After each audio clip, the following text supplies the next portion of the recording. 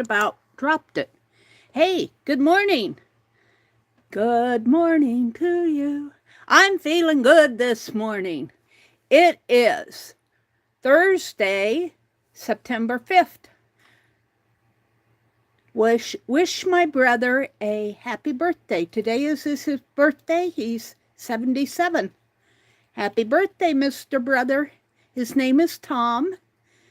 If you wish him a happy birthday, I will tell him. That'll cheer him up. He's okay, though. He's just a pretty laid-back guy. Let me kind of straighten out my camera. Good morning to everybody. Today, I'm awake. I'm feeling good. Penelope's here, my pincushion doll. Little Derwin the dragon. He was in his cave this morning. I had to go prompt him to come out and say hello to the world. He says, hello. Isn't he cute? I got this from Becky. Thank you, Miss Becky. All right. So, good morning to you. We're going to make some t-shirt yarn today. I've been watching K3N Cloth Tales, and she has a playlist of tutorials, and in there she shows a video where she shows how to cut up t-shirts for yarn, and that's what I'm going to do because I've been wanting to do it for a while. Let me get over here to my live stream and to my channel, and in my live stream, it says I've got 3 in here, but I don't see anybody yet. If you're up there in the balcony, come on in. Come on down and say good morning. Oh, there's Arlene. She says good morning. Arlene, thank you for that card. That was so sweet. I have a bucket of Happy Mail that I need to do something with. I brought all my boxes that not all of them, but not so many of them, but they're all behind me. And they were the ones that were out in the dining room, and I brought them back in here, and so I have sort of a conglomeration of things behind me. And I keep getting more. It's not too bad, though. All right. Hi, Sylvia. Yes, good morning. It's good to see you, Sylvia. Let me fix my quality on my video while we're waiting for folks to come in. Quality up from 480 to 1080. That's just on my notepad. And Arlene says, hi, Sylvia. And let me fix my chat from top messages to all messages. There we go. Well, I've been wanting to do this for a while, and I went through my closet and I picked out some t-shirts. These t-shirts I get at the thrift store, so that there's really nothing that I'm going to harm by cutting these up. This is a fairly large one. Let's start with this one. And let me move my water spritzer. Let me hang it up over here on the rack and move my jar of beads. We'll just put that down below. Penelope, I'm going to put you on a pedestal over here. She says, that's okay, and we'll put the one close by. There we go. He says, you can put me back in my cave if you want, and straighten out and these little black sheets I keep over here to keep the glare, although there's not much glare on it this morning. But sometimes I get glare off of this glass with my light that I have to have here. Okay, I think I've got it cleared off. So I'm not going to tell you how to do this. I'm going to say go to K3N Cloth Tales, look in her playlists, and look for her video on t-shirt yarn. See, this is obviously something that I Well, that's just the thread. I could probably still wear this t-shirt, but I want to make some t-shirt yarn. So if I want another t-shirt, I will. I will go to the thrift store and get me one. That seems to be something that's pretty easy to find, is t-shirts, you know, at the thrift stores. One of these days, on Tuesdays, I'm going to go back up to the bins, and since the last time I was there, they had a lot of clothing, and they always had a lot of clothing, but our area of Goodwill bins have took away all our fun, and they don't put the goodies up in the bins anymore. They just put the clothing. I don't know why they do that. They seriously damage the people who come to the bins on Tuesdays. I went that Tuesday and I go, well, where is everybody? And then when I got in there, I realized where everybody ran off to. Now I've got a pocket over here, and I'm not sure, can I take that pocket off? It's on there pretty good.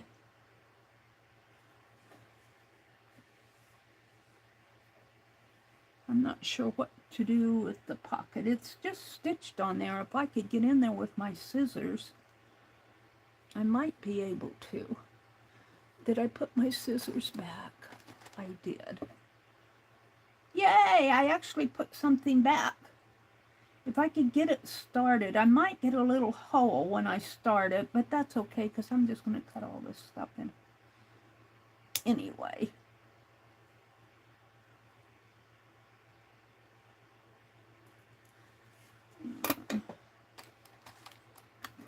Those aren't the ones I was looking for.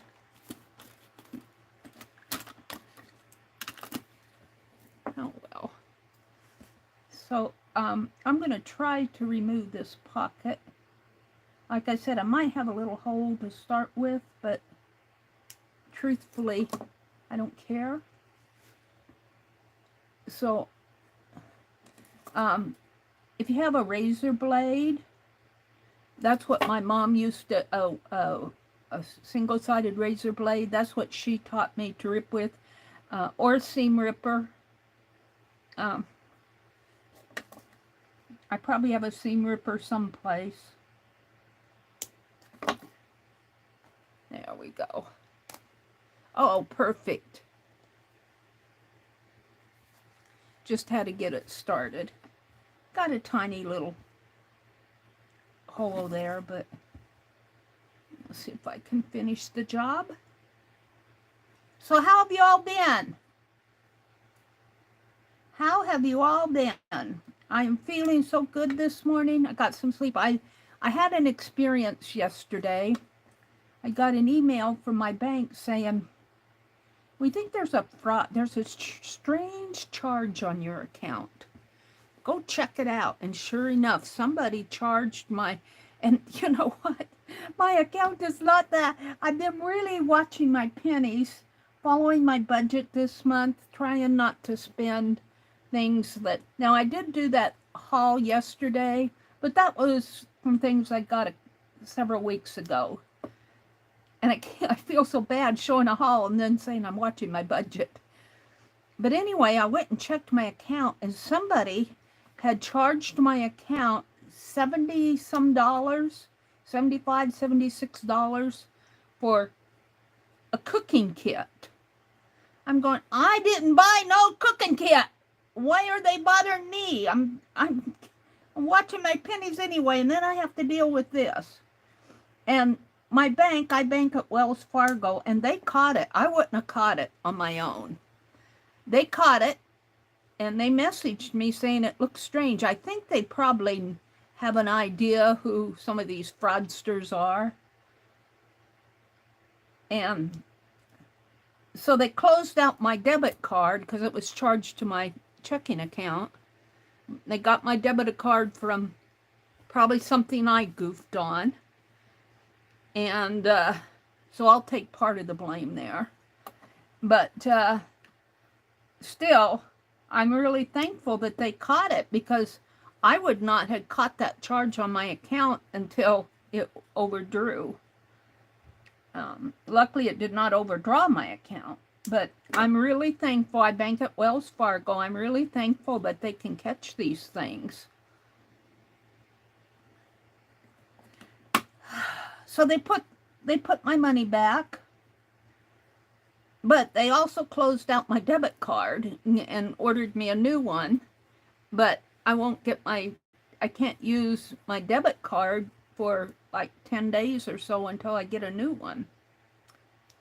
And then I'll have to go in and places where I use my debit card.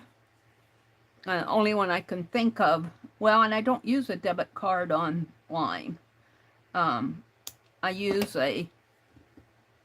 places like PayPal. You transfer your money directly into your account, not your debit card. So I don't think it's going to affect any of my auto pay places, which are almost all paid for this month anyway. Yes, I've been good, except for that little issue. I'm okay. If that's all I had to deal with in life, what are you complaining for? There are people a lot worse off. And K3N was talking about that. She said, I don't understand how when you're going through something and you're kind of boo-hooing about it, and people say, well, there are other people worse off.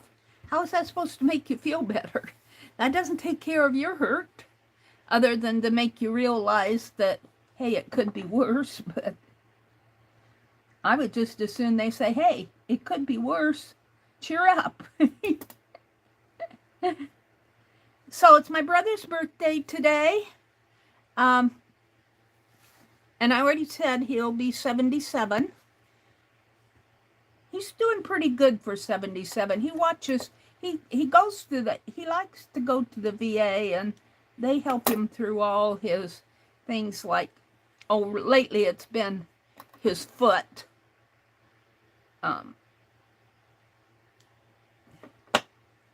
But he had to get new shoes. We've been taking him to the foot clinic, and I don't know what all they do to make him feel better there, but he doesn't like to walk long distances. But the VA doctor told him that if he could walk 200 feet, which he certainly can, he cannot have one of those car handicap stickers for his car.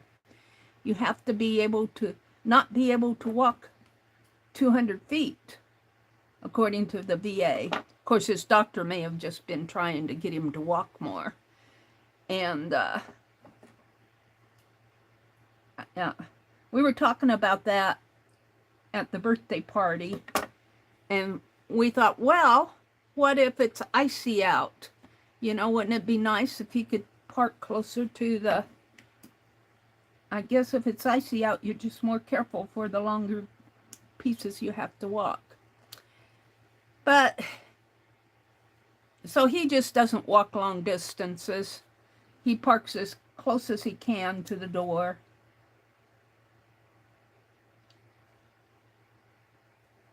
And what am I going to get him for his birthday? I baked some zucchini bread. He likes zucchini bread. His son gave him some zucchinis, and we need to eat them up. So yesterday I baked zucchini bread. I have an angel food cake. I don't think I'm going to bake it until we've cleared off the zucchini bread, though. He likes angel food cake. We don't exchange presents, but I'm going to wish him a happy birthday. We're going to have salmon for supper tonight. He likes that. We like our salmon. Not canned salmon, fresh salmon, or as fresh as we can get it. A fillet. I'm just about done taking off this pocket.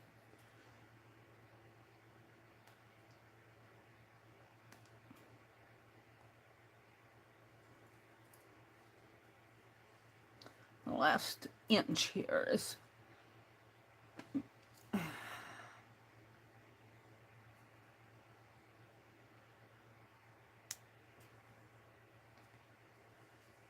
now it's giving me an issue here.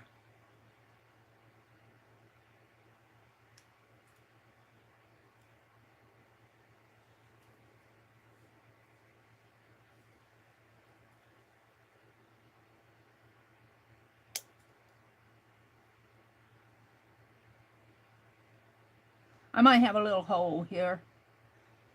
Again, it's where they doubled it up, and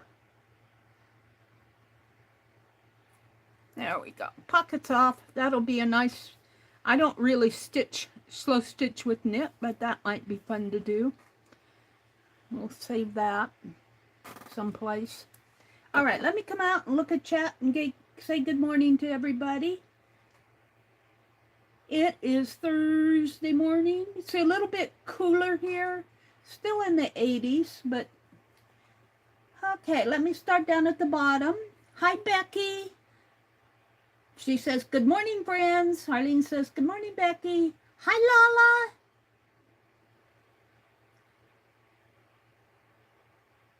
Lala. Lala said it was a nightmare. I'd never even used the Facebook before. Hi, Cynthia McCoy. Hi, Mina. What did Lala say? Last year, my bank Zelle charges, I found PayPal charges and a Facebook. I got rid of all the money apps except PayPal. They were great to help. Yeah, I use PayPal. I used to use Zelle, but they took Zelle away for a while, I think. Or the only reason I got Zelle is because I was buying threads and fabrics from a stitcher down in St. Louis, and we were trying to figure out a way to get her paid faster than me sending money in the mail. And she used Zelle at that time. I think they took Zelle away for a while. I'm not sure. Or I undid it for a while. I can't remember exactly what happened there. Now I have to straighten this all out again. Let's see. I was reading chat. Cynthia says good morning. Nina says hi. Arlene is here. Becky said, I just finished binding my little fall journal. Yay, Becky. Yeah, I'm not following your journal project because I have my own scrappy journals I've been working on. I'm going to try to do the inside cover this morning. We'll see if I have enough time. I've been wanting to do this t-shirt yarn for the longest time. Now what K3N does in her video is she cuts it underneath of the arm, but she had, like she had a logo, stitched logo on here, and I think the t-shirt might have had a collar. I can't remember on hers.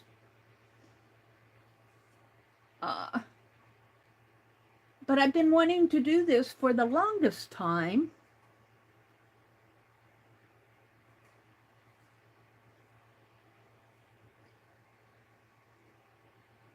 And she has a playlist called Tutorials. I'm getting the link for you here. Share. Copy link. Live chat. And I'm just going to put in tea yarn.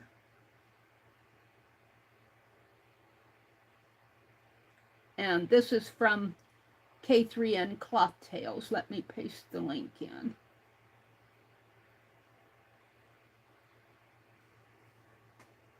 There we go. So I'm going to let you, if you want to know all the specifics, you should probably go watch her video. It's not long.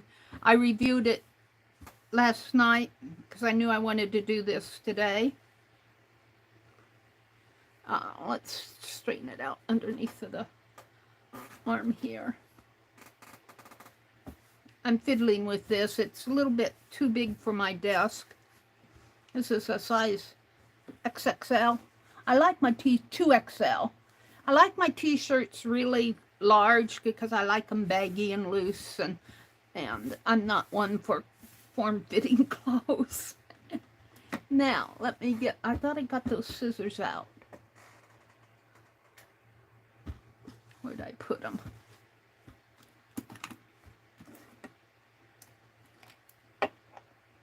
They're over here. These are scissors. Suze gave these scissors to me. And I put a little ribbon on here, and I only use this for fabrics. And I have another pair, but I think I got them with my sewing supplies. It's still not quite straight here, but I think I can manage. Straighten this out a little bit more. And I can't even see the other arms falling off of the end of the, over the cliff. Just kind of smoothing out some of the wrinkles here. Now I could probably, well, no, I'm going to cut it under the arms like she did, because there's a lot in here, but there's this armhole to deal with. So just let me start. It's got kind of a little fold there, but, and I can't see where I'm going. You're supposed to do her tailor's trick that she learned and look at where you're going rather than what you're doing. And if you look where you're going, you're supposed to get there in a straight line, or a straighter line. But I can't see where I'm going because it's over the cliff. I'm going over the cliff!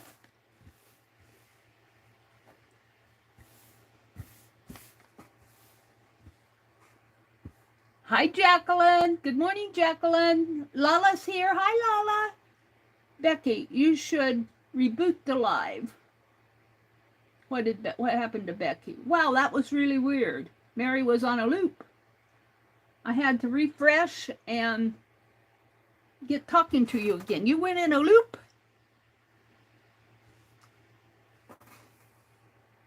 Oh, Arlene said she linked K3N's video up top. I didn't see that, Arlene.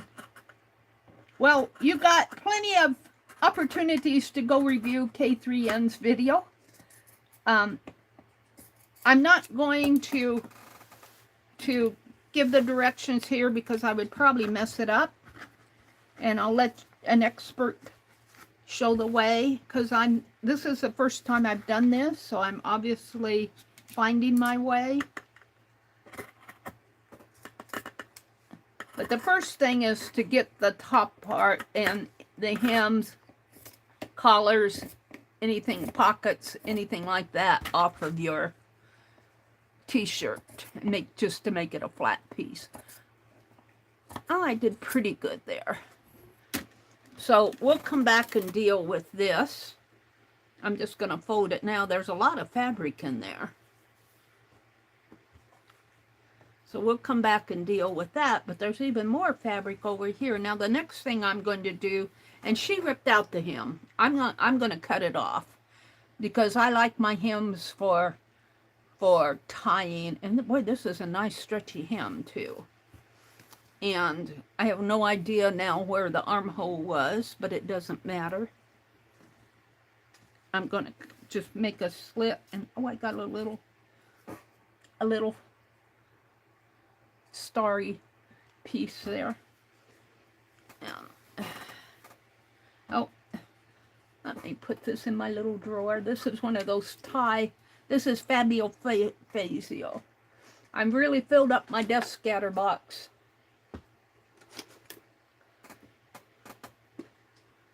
All right, now I got to get over here to the hem. Hem. And I'm just going to snip it off. It doesn't matter where I start here. She She pulled the threads out of her hem. I could probably do that, but I don't want to fool with it. I think hers was more of a cotton. This is more of a knit. This is a stretchy knit t-shirt.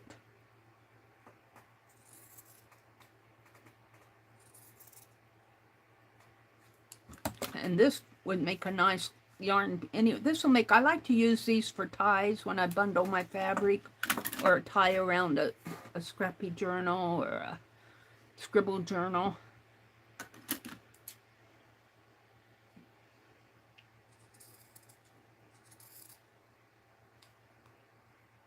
See where I'm going.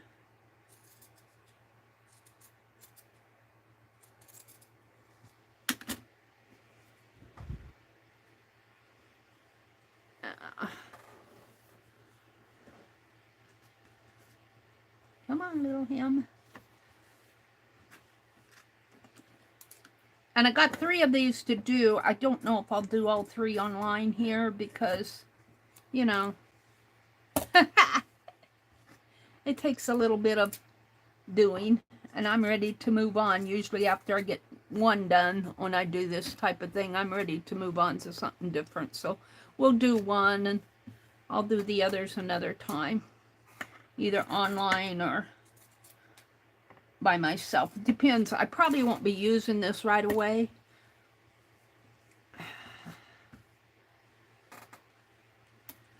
I'm not really doing much crochet or knit this fall.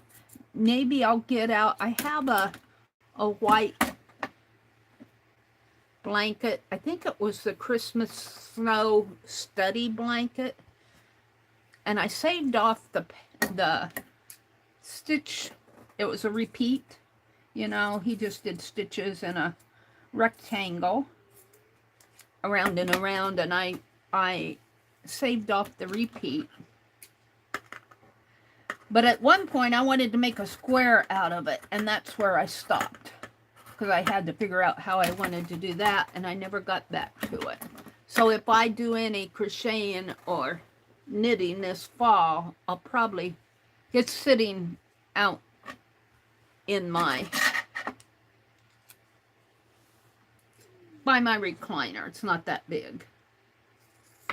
It's probably about maybe 4 feet square, and then I have it folded up. And at one point, I wanted to make my rectangle into a square before it got too large. Why did I want a square? I don't know. I wanted a square, I think, for the experience of conversion. I wanted to convert it.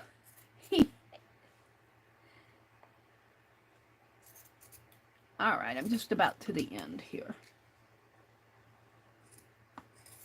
There we go. So now I have a nice stretchy tie. Now we have this big tube of knit, which is nice. Let's straighten it out. Kind of shake it out. Shake it, shake it, shake it. Flatten it out, smooth it out. And over here I cut irregular, so I'll have to deal with that when I get to it. I see this is where the armhole was, right here. Let me do this. Maybe that irregularity will convert itself there.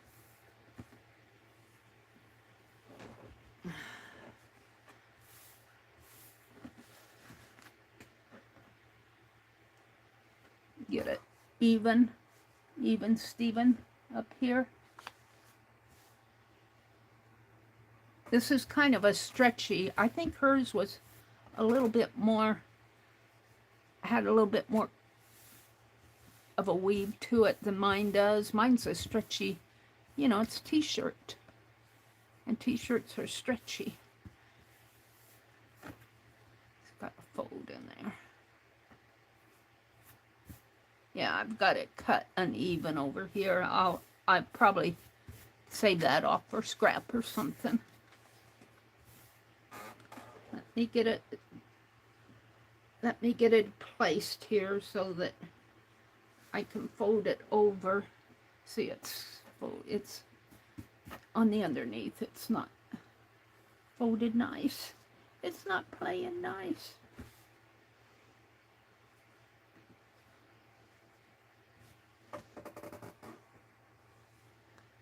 And this is a fairly large, I don't think my other ones are as large.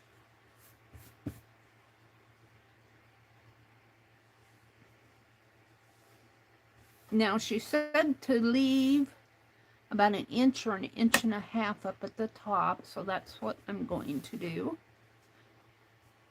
And here again, go look at her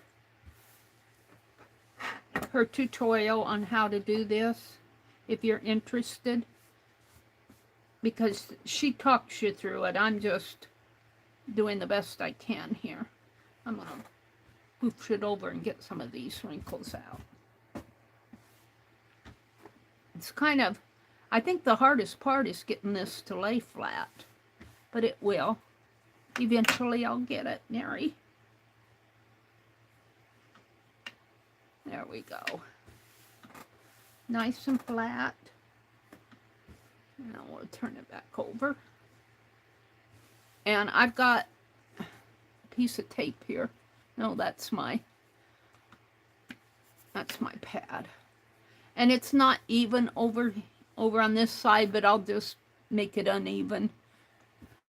Cut it off. And this keeps them right at the point where that. Alrighty.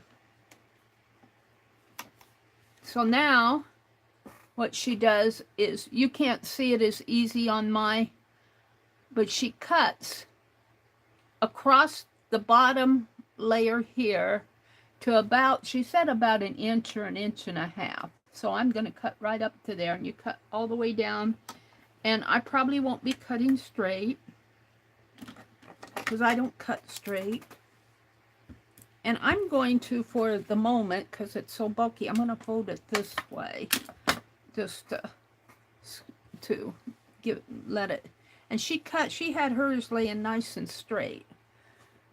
And that's fairly, there's a little unevenness over here. So the first piece I think I'll make a little bit wider. She said she made them a 1/4 inch, but as you can see, I have an uneven cut. So I'm going to make my first piece a little wider, and it will be wonky. And they'll probably all be wonky.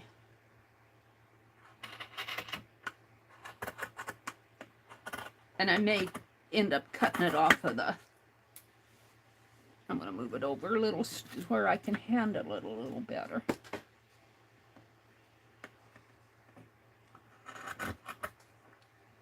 And as you can see I've already slanted that. I suppose there are ways to cut straight here. She was saying that some people use a rotary cutter. But I can see with this t-shirt yarn, a rotary cutter, you have to go through it a couple times because you got layers. Or I would have to. Now you go just about an inch, so just about an inch up there, and then you leave it. You don't have that much to do here. Let's see, now I'm going to see if I can't cut my strips a little bit more consistent. I don't know. I might have curved it a little there. Oh, and I'm going really thin there. Well, it's my poor cutting skills. I'm doing my best. I'm not a professional. See, I got really thin in there. And we'll try, maybe if I start out a little. But it's going to be stretchy anyway, so I think in the long run, it'll be okay.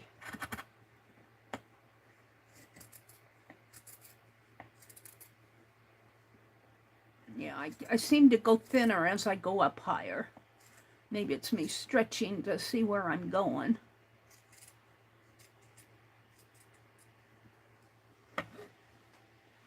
too bad. I kind of curving it too, but I think that'll work itself out. Hopefully it will.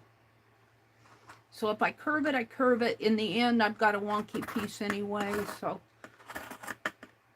I am curving it. I think it's because of the way my fabric is sitting for me. And this is the first time I've done this. And this is not a tutorial. I gave you a link to, and Arlene dropped a link to the tutorial. So don't do as I do as I say, and go read the tutorial if you're interested in doing this. Although it's not too bad. I'm going at a curve. But I guess I don't mind.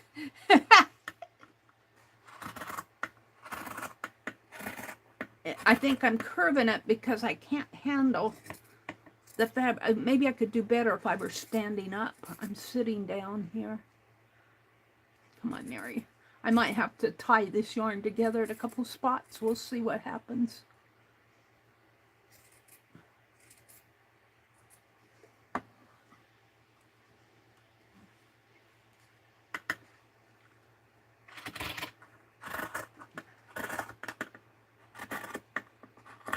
See if I can't. Maybe if I have it more at an angle for me. I'm trying to do like she did, and it's not working for my line of sight here.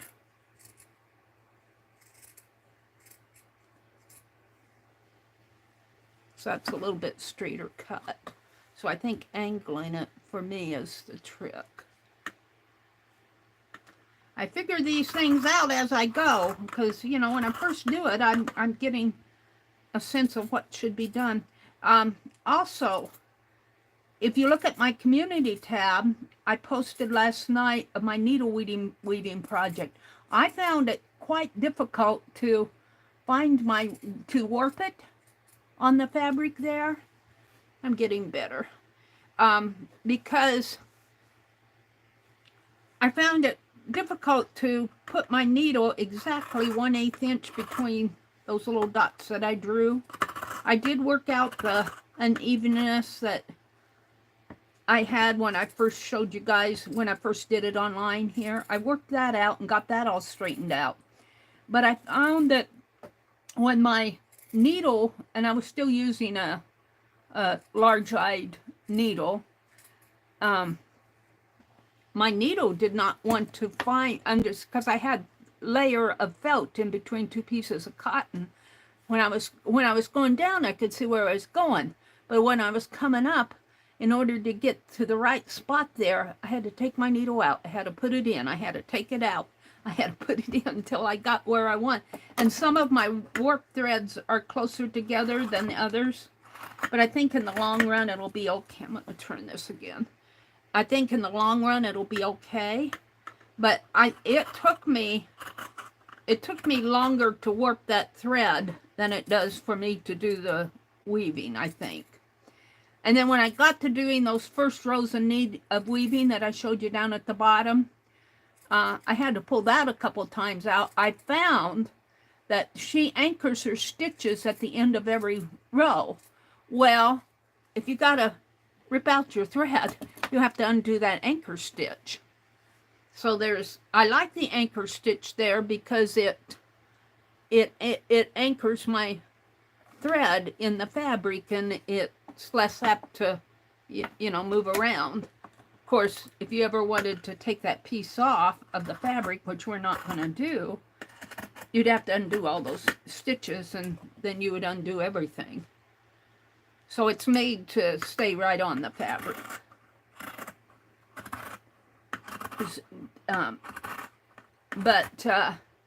I found while I was going that it was easier for me to weave a longer needle through all the stitches so I got out a large die tatting needle, the number 3 tatting needle, and it has a larger eye to hold that crochet thread, that number 10 crochet thread, and it does a pretty good job of that.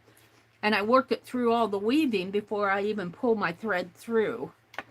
And then I found that before I anchor my stitch to the end of the row, I check my ups and downs. And I've had to pull it out a couple times.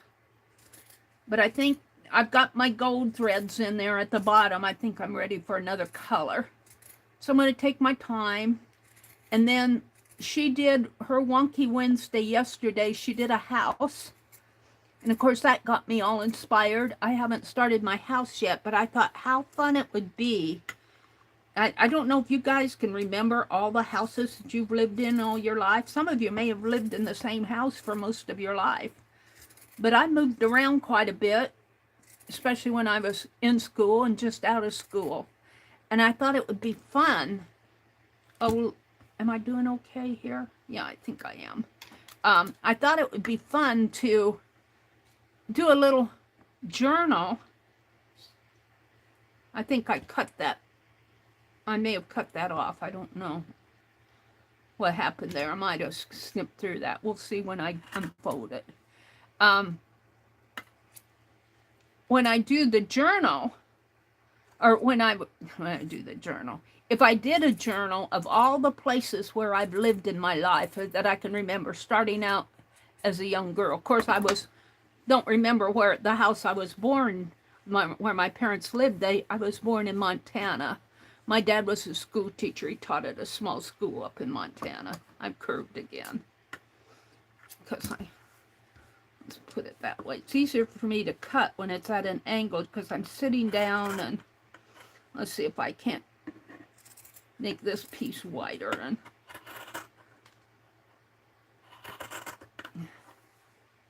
straighten out my curve. And so I don't remember those. The first house I remember is my dad moved back to Nebraska. My parents moved back to Nebraska. And my dad taught us a small town here in Nebraska called Belvedere. Now you have to remember, this was in the 50s, and these smaller towns had nicer, see, I straightened that out. I cut that wider in there. Smaller towns in Nebraska were nice little communities, and the school spirit really kept the communities alive. And, you know, a lot of the smaller schools survived, and my dad taught in the smaller schools. He taught English and history, and he was a school principal in those years. And what I remember that is just one day. I remember a couple incidents, but it was really kind of my very first memory that I can pull out of my head. And I was probably 2 years old, 1 year or 2 year old. Could have been 3. I don't remember how old I was. I probably didn't know how old I was. I probably did not have a good concept of days and years and months at that age. Some kids do, but you know, they're taught differently nowadays. But I remember my dad and my oldest brother and my oldest sister walked to school in the mornings, and this was my first memory. And I wanted to go with. And I can remember my mom standing at the door of the porch, and I was outside calling, I want to go. And I can remember our little brown Cocker Spaniel dog. We had a brown Cocker Spaniel. I remember the little dog. But my mom was standing at the front porch saying, come back in the house, you can play with your dollies. I remember her saying that. It's really kind of my first memory. And I remember the little dog. And I think my brother was still alive because my mother, had been born. So I had to be at least 2, maybe 3. I wasn't in school yet. And they didn't have preschools back then. Of course, my mother probably would have not sent me to a preschool anyway. Well, I don't know. She might have. But she would buy milk and eggs from a local farmer. And I can remember my brother and I would ride with her, because we weren't in school yet, over to get milk and eggs. And I can remember her saying, do you want to go You can see, I think her name was Gracie, the young girl, the daughter of the people, the farmer's daughter. And I can remember that memory. So those are my earliest memories. And of the house, all I remember is the front porch and the door to the front porch, and my mom standing there. I kind of remember the living room, sort of, in my head, where I played with my dolls. But I don't remember the kitchen and bedrooms and stuff like that. I don't have a concept of what those looked like, because I probably didn't. Oh, I probably wandered around the house, but see, I seem to curve it more when I try to cut straight, when I have it at a straight line. But I remember the other house when I was older, when I was in like first and second grade. I remember that house. My parents owned that house, and it was in another small town. And we lived there for a couple years, so I have a lot of memories of that house. And I know where the rooms were and the bedrooms were. I can even, we had blue wallpaper in the living room with white and pink flowers on it. That type of 1950s floral wallpaper, big flowers. I remember that. And I remember the south porch and the back porch. I remember the back doors and the back porch, where we had a big living room. And I remember the buffet.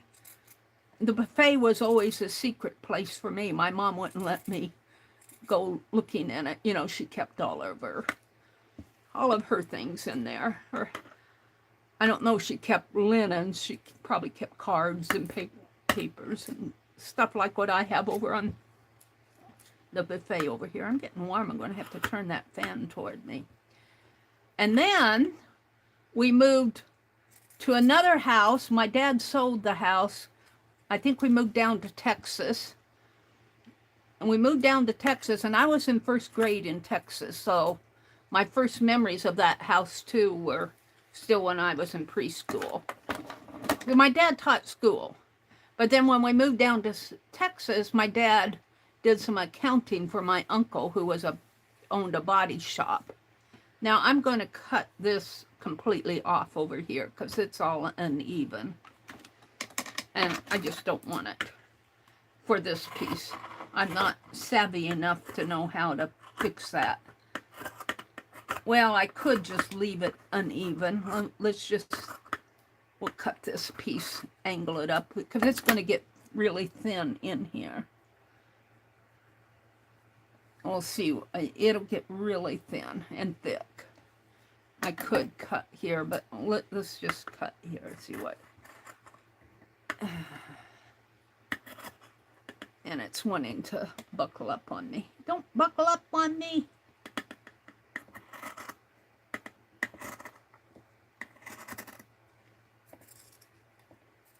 Yeah, I'm afraid this end piece is going to be weird.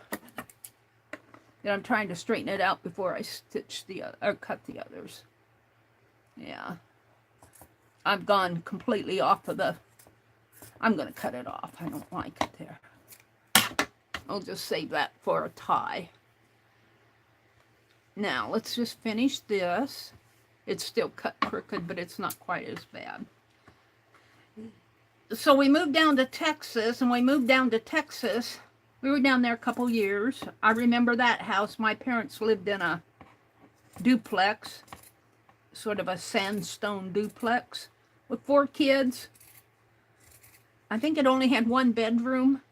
My brother slept in the bedroom. My oldest brother slept in the bedroom with my mom and dad, not with them, but, you know, on a bed beside them.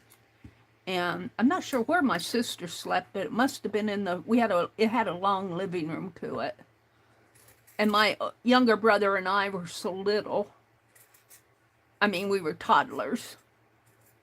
While I was in first grade. We were down there for a couple years. We probably had our spots in that long living room where we slept. And it had a kitchen. I remember the kitchen and the back door, the living room. I remember the bathroom because I locked myself in the bathroom. I didn't know what I was doing. I locked the door and I didn't know how to unlock it. And I can remember my mom and dad trying to convince me of how to unlock that bathroom door. It took a long time, but finally I got it. My dad was ready to take the hinge off, I think, and pull the door off of the side, but I figured it out. Did you ever lock yourself in the bathroom? I'm just about done cutting these. So then we moved back to Nebraska, and that's where my dad sold the house that they owned. My dad sold it to a local guy. I think he was kind of sad to sell that house because he had a little acreage there, and he grew corn and tomatoes and had a little apple stand in the fall. People would come and buy fruits and vegetables from him. He enjoyed that. Kind of as a side business to the teaching job. And I can remember him being on this old tractor and plowing the acreage, and my mom wanted to talk to him, and she piled all of his kids in the car. And I can remember running across the field to go get my dad, you know how kids are. And I can remember my sister and brother were with us, my older sister and brother, and they were running ahead, and I was trailing behind, and my little brother was crying behind, and Mom was yelling at me, "Wait for your brother." And so I stopped and waited. I just had that little memory. That's all. I don't even remember going up to the tractor or anything. I remember stopping and waiting for my little brother who was crying at that. He was a baby. You know, he was young. He was young enough to walk, but he probably 2 years old or so. And let's see, I don't want to mess this up. So I remember that house, and then we moved north of town from that house because Dad sold the place. And I remember that really good because we lived in that house until I was a sophomore in high school. When we moved out of that house, we rented the place. This is wonky here. I'm going to cut it off too, because I can use these for ties. I could cut it off and well, maybe I'll leave it on and just cut some of this wonky off right here. I went real weird. See if I can't thin this up.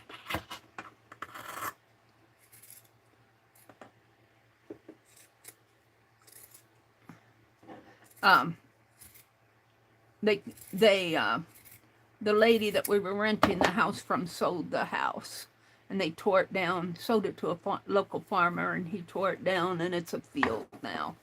So now we have all of this, and she took hers and did shaky, shaky, shake. Shaky, look how long it is. Look how long it is. I'm going to have a lot of course, when you crochet or knit, it takes a lot of yarn. So now I think what you do is you open it up. So you get your hand in here to the first piece.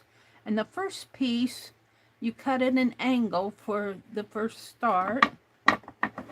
This is, I'm not really instructing here, but I'm just saying that's why I'm doing it, is the first piece you cut it like at an angle.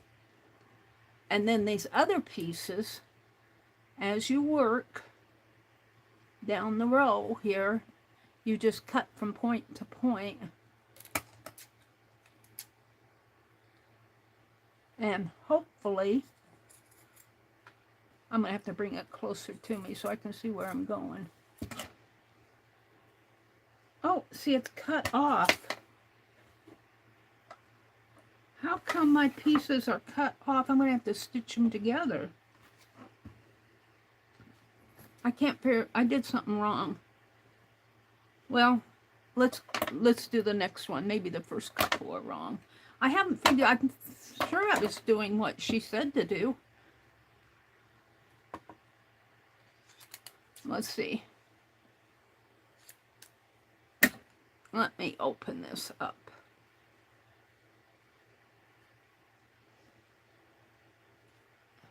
Maybe I just did a couple miscuts there.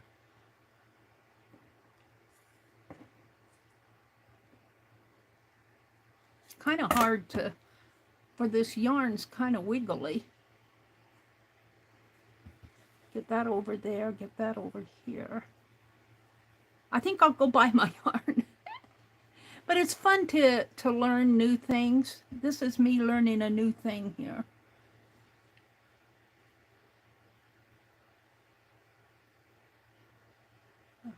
Okay, I'm cutting. How come I got 2 there? Oh, I do have 2 here. Right here, I need to cut.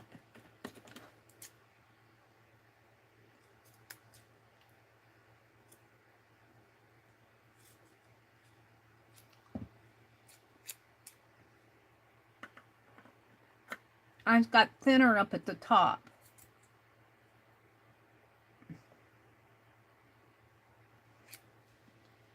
Get out the little scissors.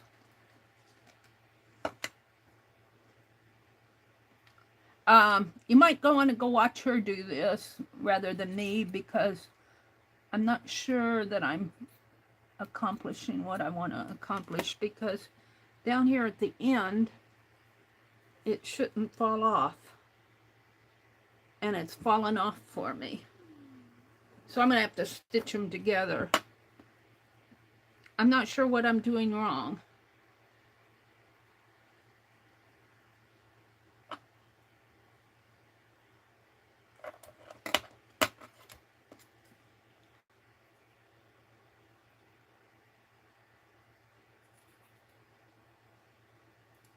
I'm sure she cut clear through from end to point to point.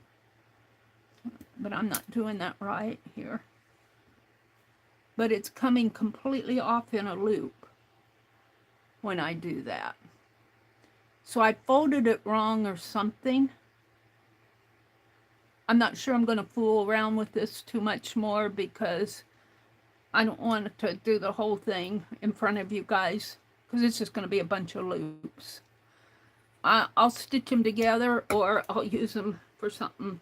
See, they're coming off in loops for me. But I was sure she had it folded at both sides, and she folded it this up and that up like that, and then she cut at an angle. How come mine are coming off in loops? Maybe I'm doing this part wrong.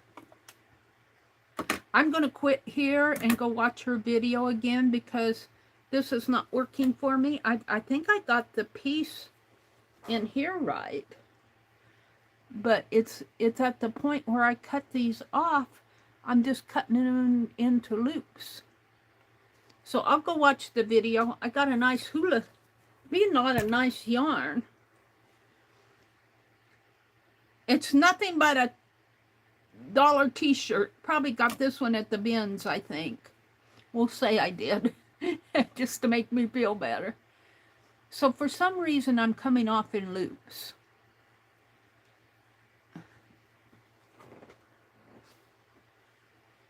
So that's kind of a fail yet for me. It makes a nice ties.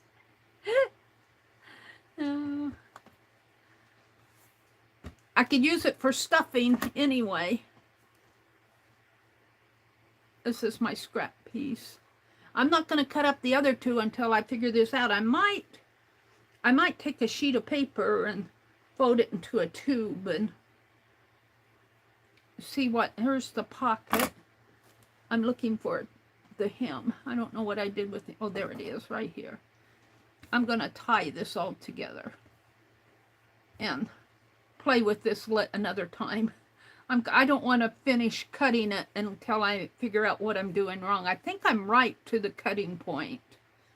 But the yarn, this t-shirt is kind of hard to handle. It's kind of wiggly. It's kind of wiggly. I lost the other end.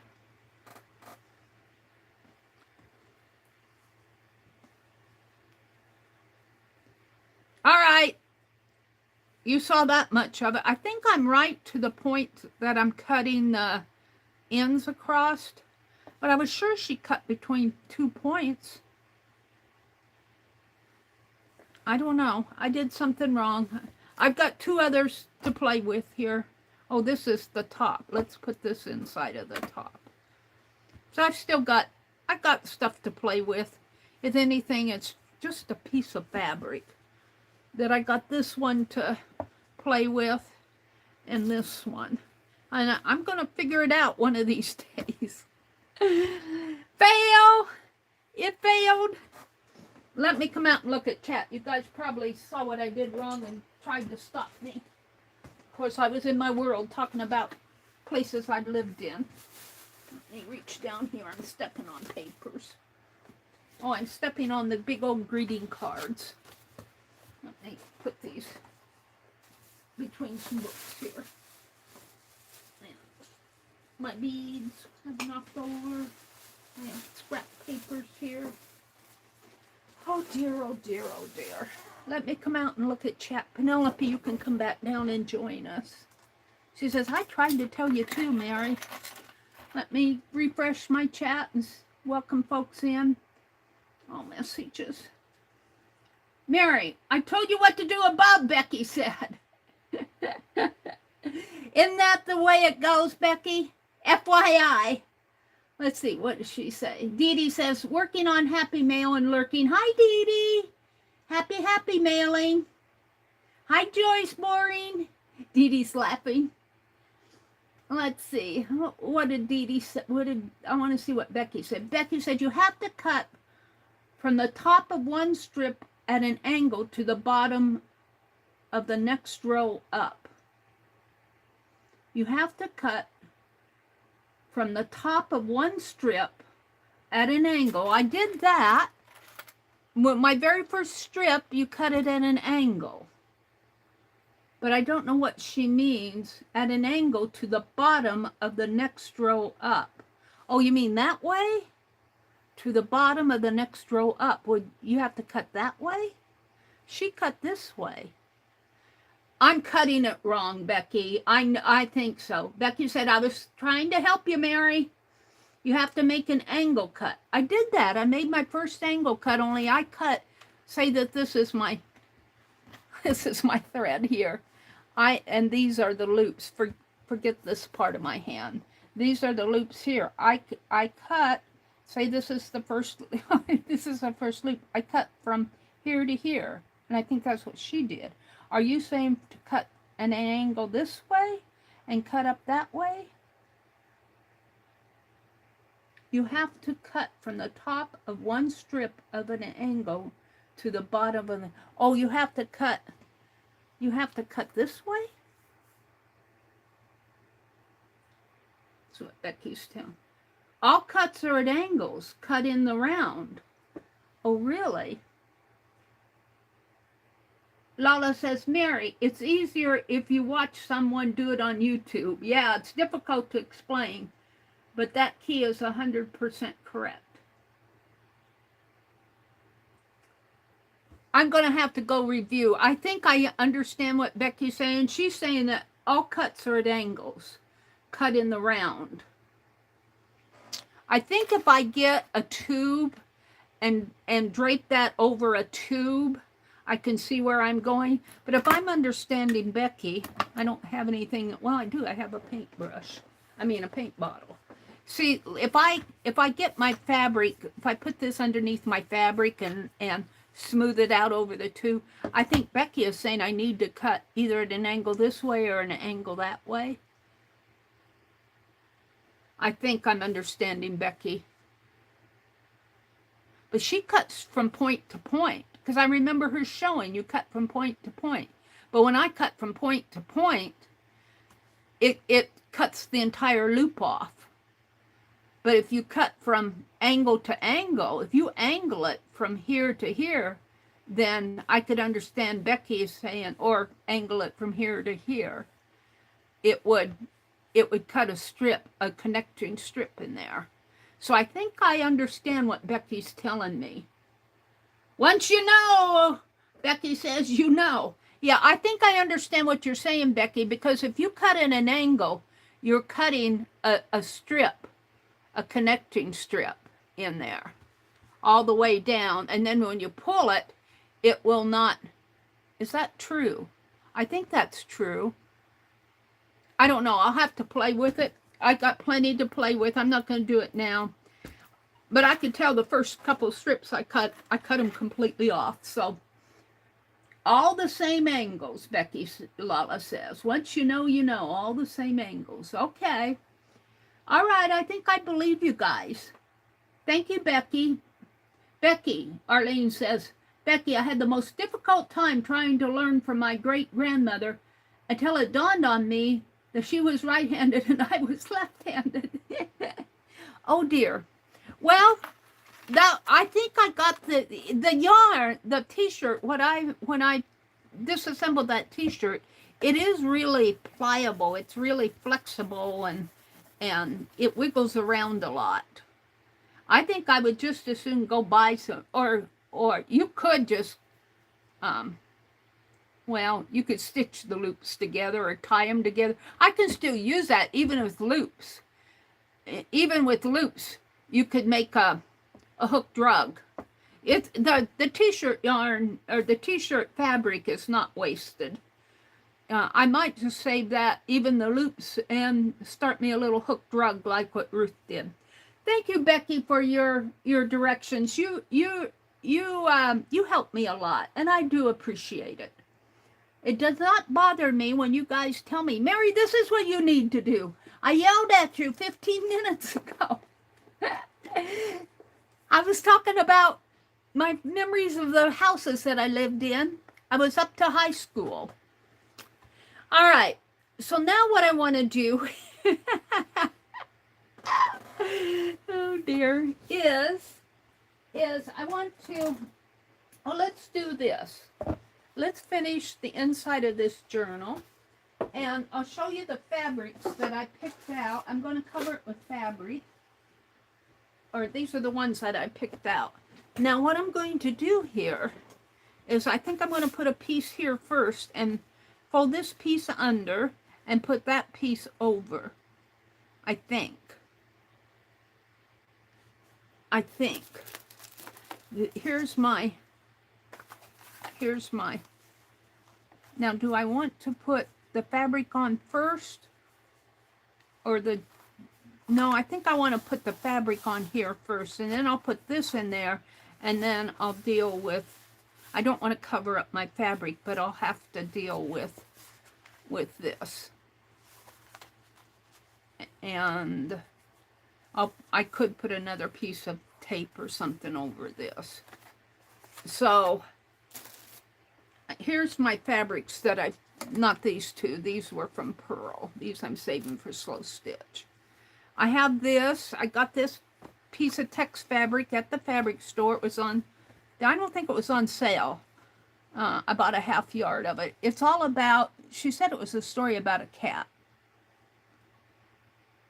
Parts of town, but say it's funny that a big town like Paris wouldn't have a galleria, isn't it? In the old days, Horton Bay was a lumbering town, but nobody lived in it. So, but this is kind of nice, and it's got the coffee stains on it. They made it look distressed, but I did buy it new. These were pieces that I got from Pearl. This was a fabric bundle, and it's got coffee. I saw this piece and I said I want it. This was the first piece she showed, the coffee, and I said, oh, I want that. And then I thought I would use this floral piece though, because my other side is floral and it'll be, vintagey. So I think this is what I'm going for. This next piece, this is the fabric bundle that I got from Pearl. The next piece is text, and I'm saving the text. And the text has columns, but I'm saving that for something else. And then the last piece is more coffee pots. But I think I'm going to pull out this vintage piece. So if I goof it up, I won't, no harm done. I won't miss my beloved coffee pieces and the text. So that I think is my choice, but I always pull out stuff to look at, to have several choices here. Now I'm doing a poor job of folding this up. And then I have this I've had around for a while. This would be nice too. And this is dollar store fabric that I used on my, when I did that reverse applique. And that still kind of looks like it has a pinkish cast to me in real light, but oh well. So I think this is what I want to put down. And it's certainly long enough. And, you know, it's vintagey. So my whole book is vintagey. And then up here at the top, on the back, you can see I didn't get this straight.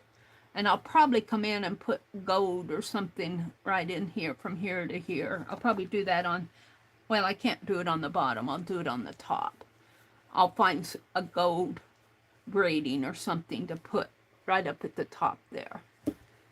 So I think what I want to do here is fold this under first. And Penelope, I'm going to put you back on your pedestal. I'm going to get rid of this white paint. I don't need that. I pulled it down to show you the tube that I was thinking of. So let's put this fabric behind me. This is why I buy from Puro. And I want my Yes paste. Going to do it with Yes paste, and I have some binder clips in here. I think these are my binder clips. I think it is. I'll find out. Could be buttons.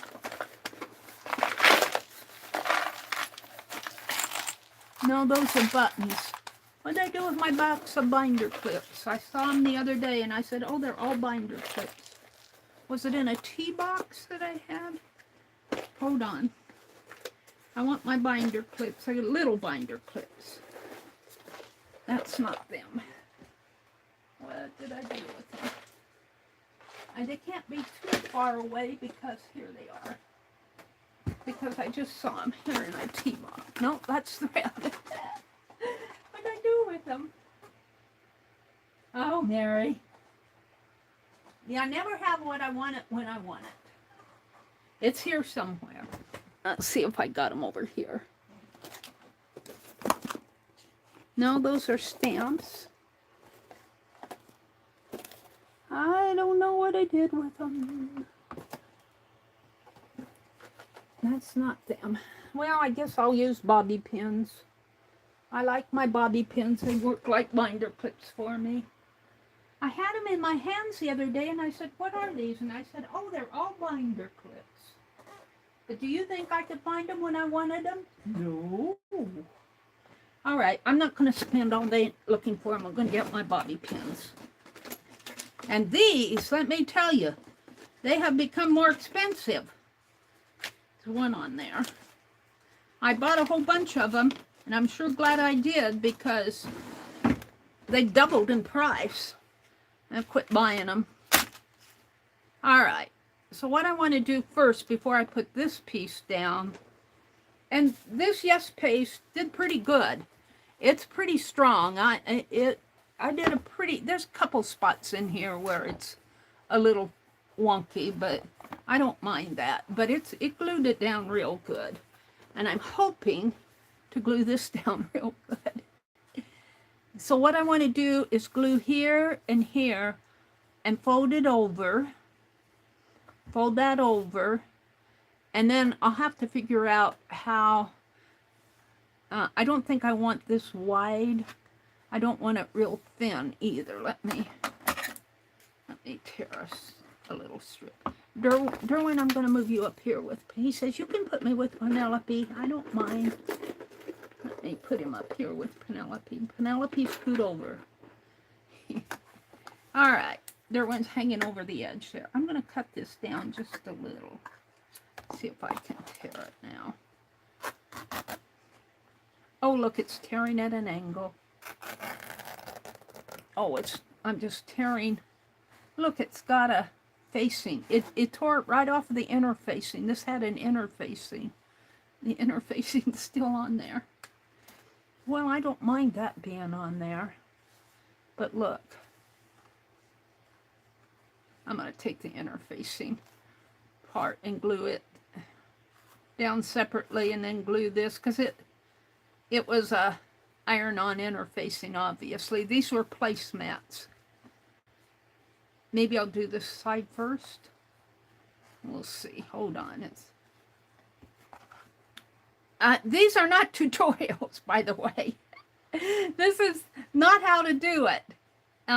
Although if you did it this way, I wouldn't mind, but I'm just saying, this is just me playing. I'm not trying to teach. Oh, look. Let's pull that off. Let's cut it off. I'm not teaching at all.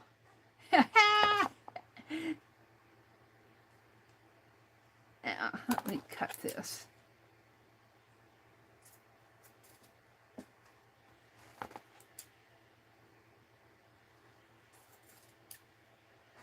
Yeah, it's being wonky.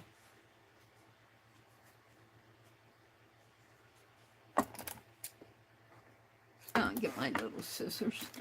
I had them here. Where'd they go off to?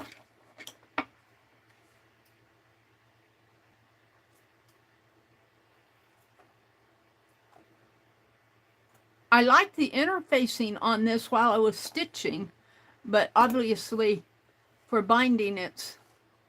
And Becky said that she finished binding her fall... Is it your fall journal, Becky, that she's doing in her streams?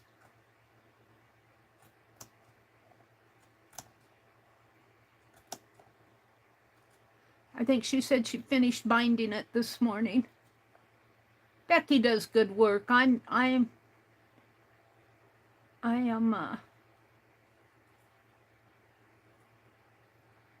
impressed by Becky, and Dee Dee does good work. Dee Dee is an expert. Dee Dee was working in journals in Wednesday stream. I popped in on her. I stayed for quite a while, but then I had to leave. All right. So I cut that down a little. So I think to handle this corner, I'm going to do the top first. And then I'll come in. And I think I have a small enough piece here. It's kind of hard to tell until it's glued down. That I can just fold it over. I think that'll work. And I don't mind if it has a little... So that's what I'm going to do. That's how I'm going to start. I'm going to start right here. And this has that interfacing too. But I think I'll be okay here once I get it glued down, and I'll put fabric over this. So let's see what kind of damage I can do. I need a towel for my wipe off my wet palette knife. And my palette knife is in the water. I got clean water, but I've already tucked brushes in it. I don't like a wet tool. I like these Dollar Tree palette knives. Let me tell you, they're not bad tools. I haven't broken it yet. I could see where it could break in there, but I haven't broken it yet. Let's see, I want my bobby pins out. Let's grab up a couple bobby pins because I'll be wanting to use those. Because I can't find my clamps right away. See, that's where I need to do. I need to have a shelf for those type of things. And so they're there when I want them. I put them in a box and then I see them. I just saw them the other day and I said, oh, those are those clamps. And I set them down someplace. I'm ready for new wax paper on this. Maybe I still can use that. Kitty Jen says, oh, hi, Kitty Jen. Welcome in. She says, Arlene, thanks for reminding me on coffee. I got to go make me some. I'll be right back. Lala says, my doctor would have a fit if he knew how much coffee I have been drinking. I cut down on my coffee. I think that's one reason why I haven't been sleeping good. Not the only reason, but that's one reason. What did I do with that palette knife? And I cut down on drinking coffee. I limit myself to one 12 ounce, it's a 12-ounce cup, but I sip on it all day long. Get that corner good. And I should probably have a wax paper under here. What did I do with the wax papers? Here's one. It's a painty one. Piece of fabric. Interfacing, let's throw that away. Oh, I knocked her one down. He says, help! Oh.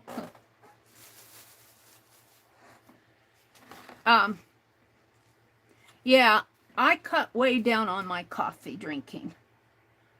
I do like a cup of coffee in the morning. I almost made some this morning, but I set my alarm for 3:30. I set my alarm for 3:30, but I don't always get up at 3:30.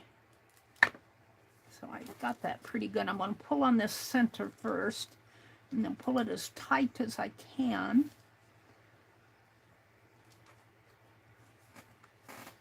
And this is to where I want to put my bobby pins, but I want to get it placed here. Now, yeah, see here, I'm going to have to put, this is where it starts to, I got it too far down here and not high enough here. But that's okay, that's part of my journey. Here, let's put some more paste in here.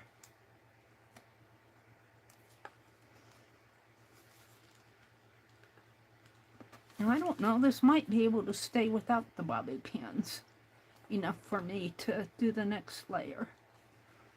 Do I want to do this? I think I do. I'm going to. And I'm using quite a bit, probably more than I need, of Yes paste. Yeah.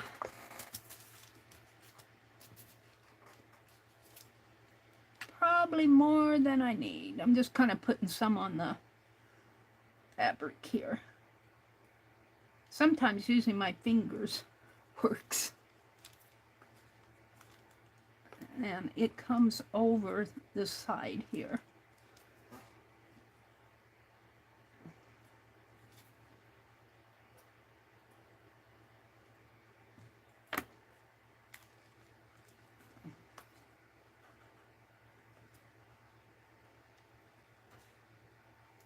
Like that.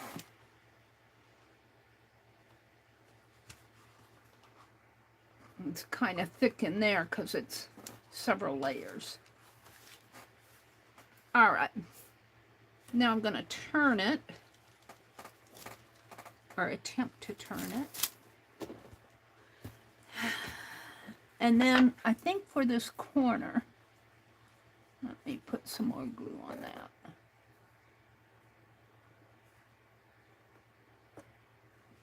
I got that interfacing glued down, but not the fabric. But I think over here it will work. Just here at the corner, it didn't like it. I got it on my finger. No, it's on my thumb. I think in here I can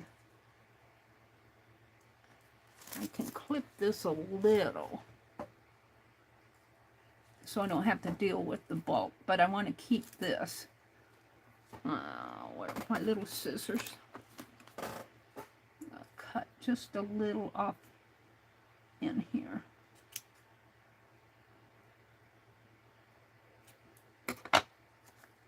Like that. And then, of course, it's not cut straight, but it's... And then I'm going to glue this down here. Can you guys see? Am I? Let me.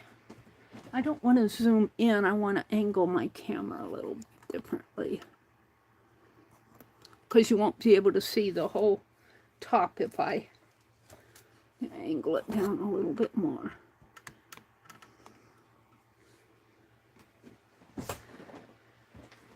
There. Okay, So now I want to turn it. And let's figure out this side here. Let's do this side next. The bottom's a little bit easier because I got it straight. I've got the binding stitched to the cover here, the spine. So I've got a thickness of fabric in there that I really don't need. That I don't, if I cut it, it will make a, so I'm just going to leave it. I'll glue it down. Let's glue in here. Let's see what I have here. Of course, I've got that paper under there wobbling around on me. And see here at the corner, I've got that. This is a thread that I wove between my stitches. I could have done, but see, I pulled this down too far. It could have been pulled up a little. So if I pull it too tight, this won't show. So I have to be careful how I'm doing this, so I still have that thread on the edge like I want it. So I'm not going to pull that awful extremely tight. And I got the interfacing to deal with here too. Can I just, I should have cut this off, I think, all the way around. But I liked it to stitch on. See, that interfacing's getting in my way. Just cut it off. Stitch down in here. My little base stitchy stitches. Here, come on, get in there. There. It's stitched down there. Can I just pull on it? It was an iron-on interfacing, I think. I liked it to stitch when I was stitching on the front because it kind of padded my stitches.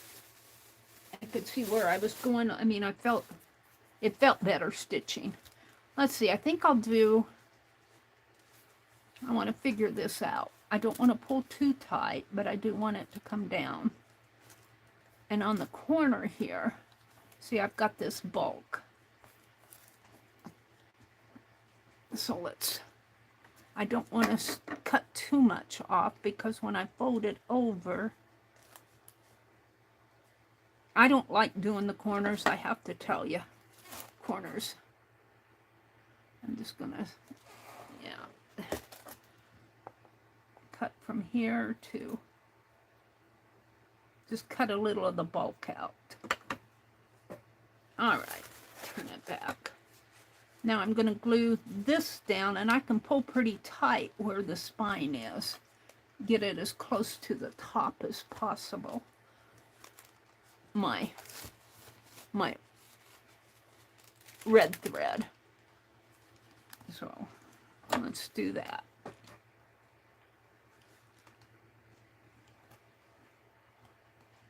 And of course, my wax paper is floating all around my desk. I don't know if it'll help if I,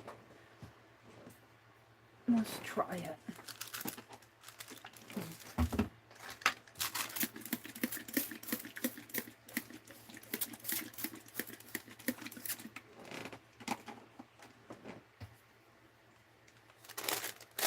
This I've already painted on, but maybe that'll help keep that wax paper from not floating around so much. And I probably got water on the top because it's a smaller piece, but it's okay. And now, I've already put some glue on there. Of course, my glasses float down my nose when I'm doing this. I'm going to put some glue on my fabric, a little bit of glue on my fabric. It's probably not necessary, but I think it helps it. And we'll put glue on the spine here.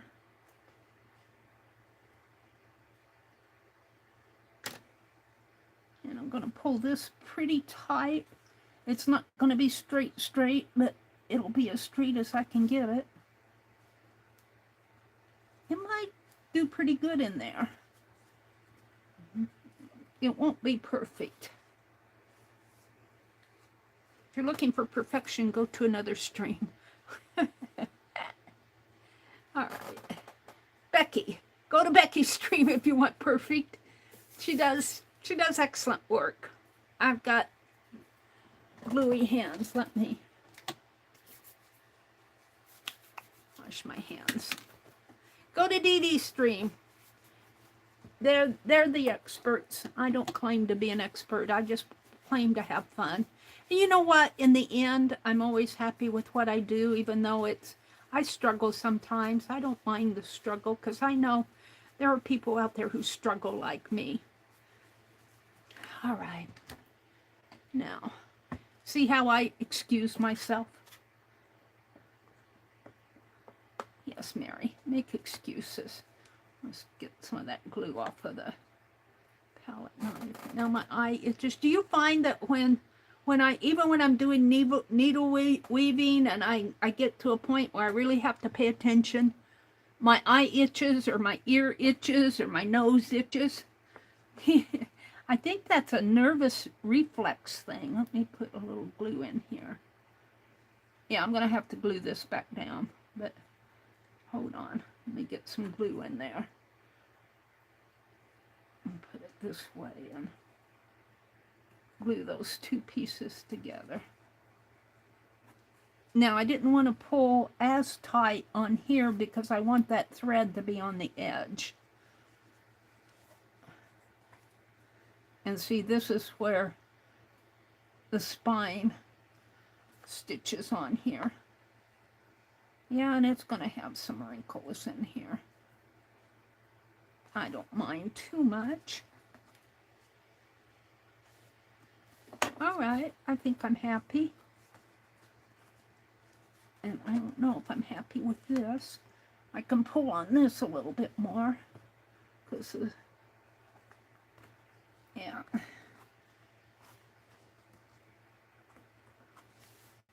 All right, let's go back and do this. Thread in there.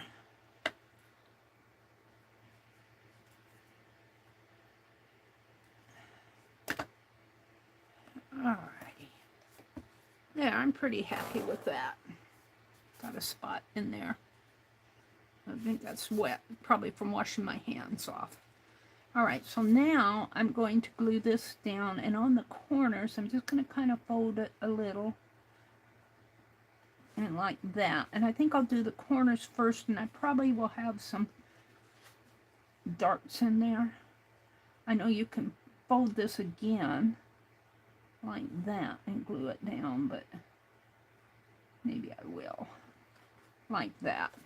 I don't know if you guys can see that or not. It's not straight in there.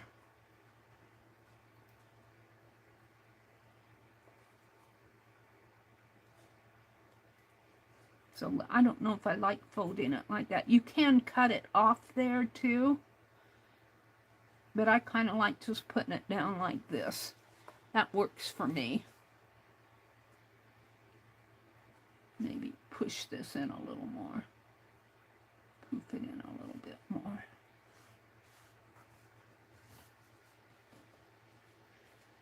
All right, let's do the center part first.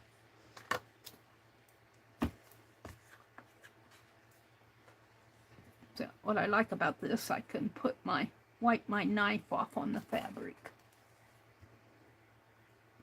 And I use a lot of glue, probably way more than I need. But you know me. I did that on the front too, and I'm pretty happy with the front. All right, let's do the fabric a little. And this is wax paper down, so I'm not getting it on my glass top here. Of course, I got threads on my... All right, let's glue this down. And I want to pull it so that that thread comes as close to the edge as possible. It's not going to be perfect, but it'll be It'll probably be a little wonky. It's all right. I'm pretty happy with it. All right, now let's deal with the corner here. I'm going to take my knife and wipe it off in between the two pieces in there.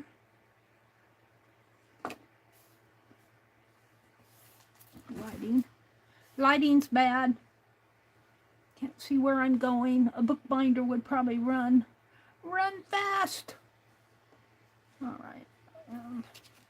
Yeah. I need more glue.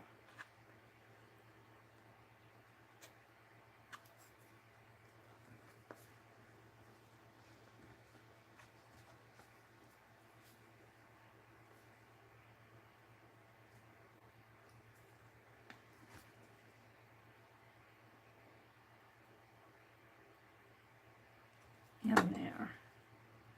Fold that. And down. Not too bad. Not too bad. Not perfect, but not bad. And of course my hands are all sticky. See, we got that extra bulk of fabric. I tried to snip it off there. And this one I probably snipped a little bit more than, and it's gluing down. But it's not too bad either. Let's put some glue on it. The edge over here.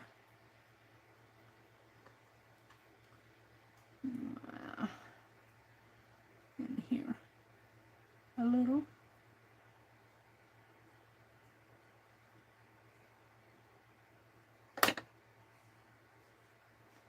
Fold that under a little. And see what I have. Come on, you need to go under a little bit more.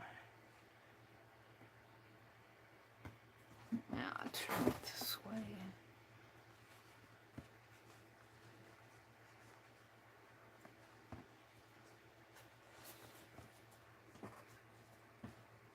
Not bad.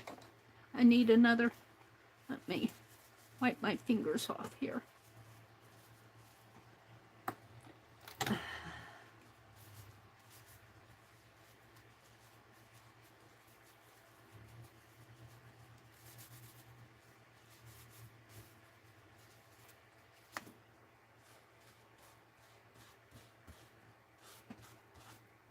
Got threads. They're glued down. Or is that the interfacing? I'm pretty happy with it. For junk journal, it's all right. It's got a couple little folds in here.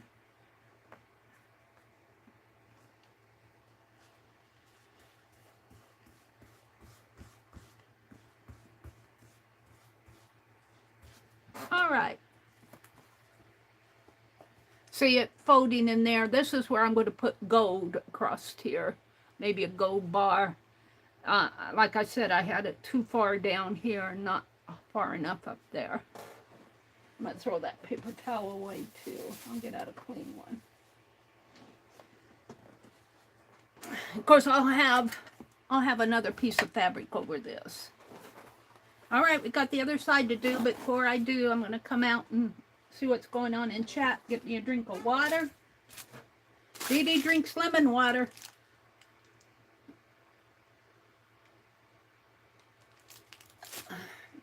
All right, let's see what's going on out there. Let me refresh my chat. Chat filter. Top messages. Chat filter. Chat filter. All messages. And I'm down at the bottom of chat. Hi, Tina. Pretty colors on the... Yeah, this was a vintage tablecloth. I think it came from India. And this was the border around the tablecloth. And I had it too wide up here at the top. These were just strips around the border. The border was about this wide. And I put 2 strips there. And I put this on. And I got it a little wonky at the top. So I did a smocking stitch in here. And I think I'm going to do some more smocking up in here. Just to kind of make a little a little ridge there, and I'll probably put a tassel or a charm or something hanging down, but not until I'm done with the journal, so I don't want it flopping all around. And these are just parts of the print. Those little pink spots are just parts of the print that were on the border. And this is the back. I really like the back better than I like the front, I think, but the pattern to me, it's kind of those patterns where you go, now is this right side up or upside down? But I think this looks like it's an apple, but it could be a flower, but that looks like a leaf. I think that's an apple. And this looks like a flower here. And I had stitching. I did this side first. I had stitching all in here, and I was putting stitching, white satin stitches on the, and it just bunched it all up. I didn't like it, so I pulled all that stitching out. But I think the back probably fits a little better, except for down here in the corner. But I'll probably, maybe after I get this done, you know, run some ink around the edges here. I'm going to put gold up here. But yeah, I'm happy with this as far as, you know, this is just running stitches on here on the front. These are just running stitches. I really like that. I did not put any cross, you know, it takes quite a while to do those. Take you a good steady afternoon, or it does me anyway. If you're a slow stitcher, it may not take you as long. All right, I'm going to take this interfacing off again on the, probably on both here, because on here it glues the interfacing down, but not the fabric. So let's just pull the interfacing off. And of course it's stitched here. So let me cut that. I could probably rip it, but let's just pull this interfacing off. I like the interfacing. When I stitched, it just made this stitching a little easier. It padded the fabric a little. And I'm probably not getting it all, but I'm getting as much as I can. And I'm just going to pull it so it doesn't glue down.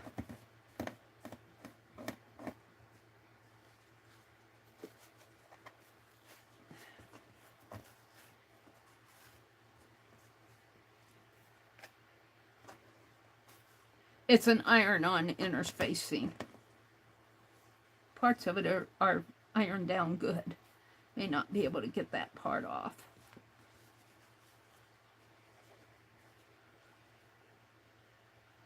It's like it's ironed down good over here.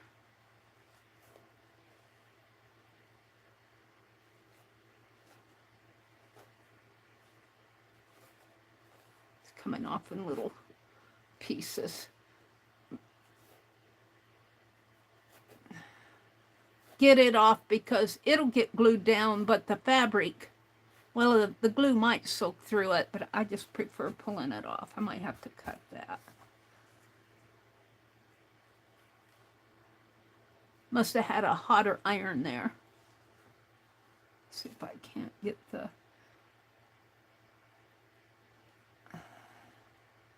corner here.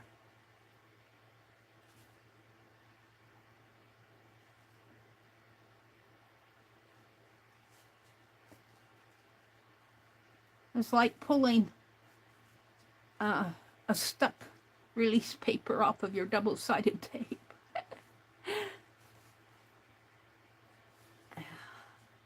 And this is stitched.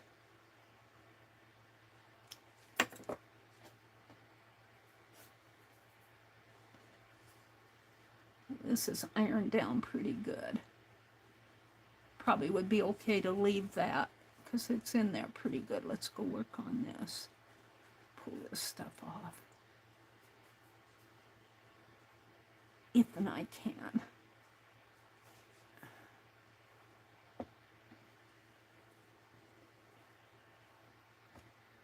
Throw that away.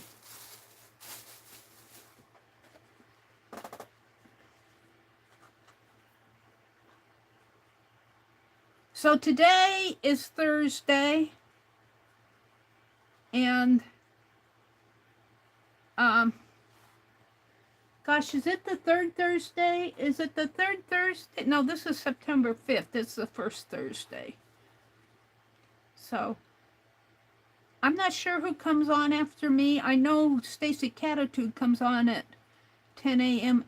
every day. I don't know if Colleen and Karen are coming on Thursday mornings. Let me get out my list. I want to convert this list to my notepad. Thursday, Catherine Arbor comes on at 6 p.m. tonight, Thursday night. I have her at 6 p.m. Oh, Paint Girly, I got her down at Thursday at 9 a.m. 10 a.m. Eastern, 9 a.m. Central. Paint Girly on after me. Kathy Berg and Colleen on Tuesdays. Let's see. I got APG Jamie every third Thursday. That's why I asked if this was the third Thursday. Dusty Unicorn at 10 a.m. Pacific on Tuesday and Thursday. And let's see what's on the other side. Of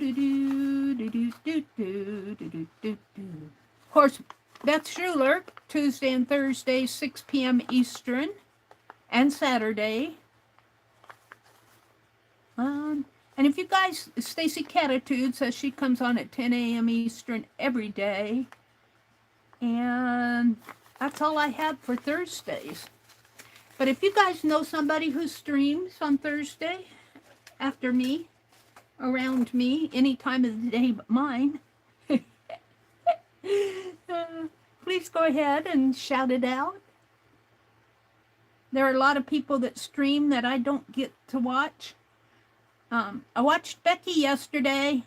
I popped in on Becky. She is next Wednesday. She says she's going to do a Dirty Dozen next Wednesday.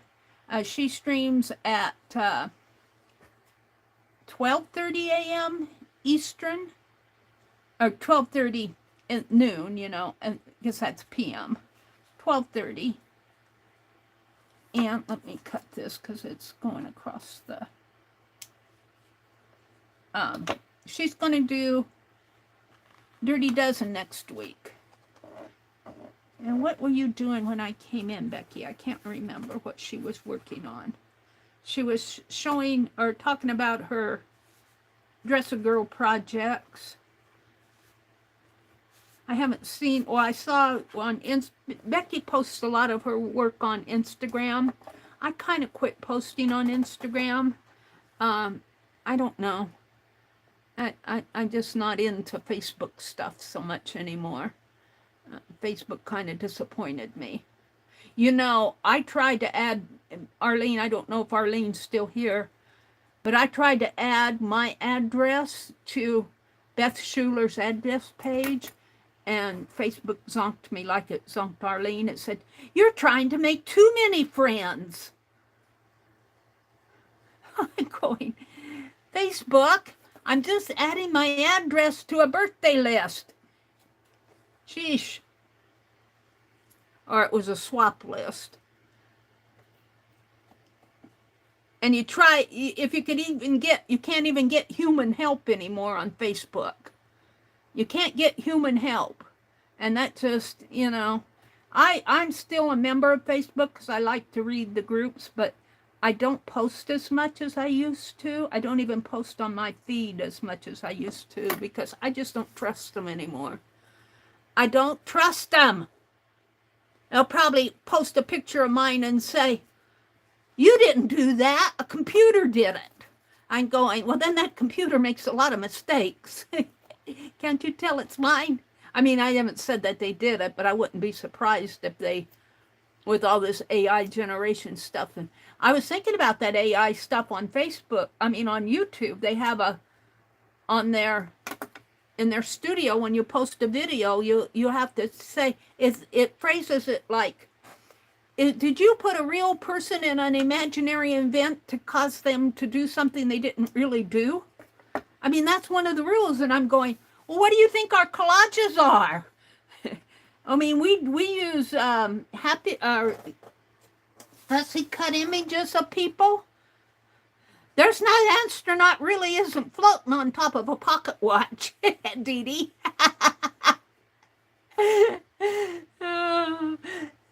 I don't know. I just don't think they think things through. They're trying to make people, and I know what they mean. They mean, did you take AI and AI, artificial intelligence, and make a person say something they really didn't say? But the way they phrase that, I'm going, a lot of art projects put people in situations where they really, like, you may put a mouse on top of somebody's head or something. I mean, you know what I'm saying. You may put them in situations that they really aren't a part of. I don't know. And then they have a couple other questions that are more AI related, but I giggled over it. I just answer no. If anybody wants to look toward it an angle right where I don't want it angled. If anybody complains, you deal with it when they complain, but most people know what's what. See, as this wax paper dries out now, it gets a little more loose on the table. The wet is what holds it down. Let's put a little more.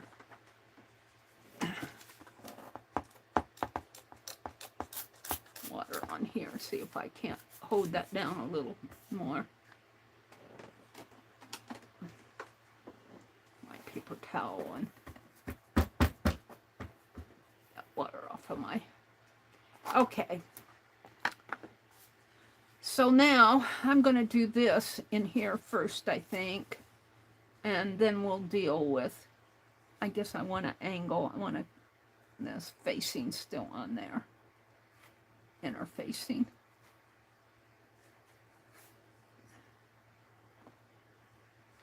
These were placemats that I tore apart. I got them from Pearl. I didn't tear any of that off. Excuse me while I tear off the rest of this interfacing. From Pearl. I got 3 of them, and I used 2 of them for the cover here. I'm not sure what, I might use the other one for a wraparound. We'll see. This is just going to be a junk journal. But it was fun to do the stitching on it. I've got that interfacing there in the corner. I don't know if it's going to...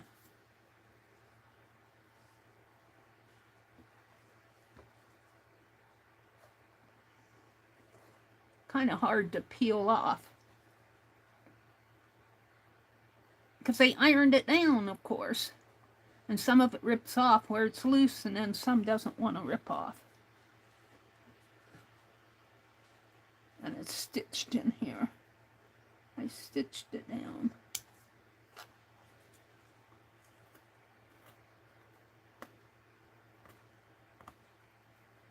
I can get my scissors under there.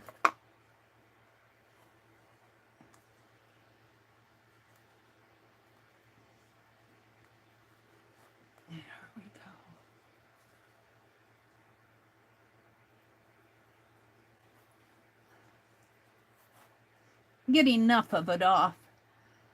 I'm pulling it off because if I just glue down the interfacing, the fabric may not get glued down. In my head, that's what I'm thinking.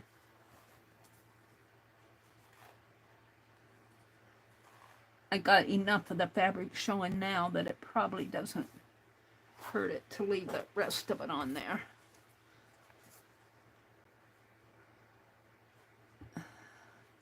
Peel that stuff off. So I was going to go to town today, but now that they disabled my credit card, my debit card, I have to go to the bank and get some money. But I think I'll stay home today If the lawnmower boy comes, we'll pay him out of my brother's money. Usually, I don't know why, I pay half of it. It's his yard, not mine. But I pay half to have I pay half because then I don't have to mow it. Although I kind of miss mowing the yard, I have to say. I need more exercise. I'm kind of looking for a good pair of walking shoes. Let's glue this down a little more in here. We're going to do this side first. Let's see, did I angle that? Let me kind of cut a little of this bulky bulk off without doing it too bad there. Yeah. All right. I kind of miss all that walking. I need to get out to the corner. It's been so hot. July and August are terrible hot months here. Hot and windy and dry. Very uncomfortable interfacing. So I kind of peter out on the yard work in July and August. And this year, I did not have a whole lot of porch plants. I had some hanging plants. So I haven't been getting my exercise mowing the lawn because the little neighborhood boy mows it for us. It gives him some money to spend. I had to laugh at him. He came through 2 or 3 times saying, "Are you ready to have me mow the lawn?" And it really wasn't ready yet. And I sent him away twice. I mean, I'm afraid he's going to come and I won't have money to pay him. But I'll get it from my brother. But I pay half of it. I pay half of it. And my brother pays half. And we pay that to our lawnmower boy to mow our lawn. He does a fair job. He does, he's a kid.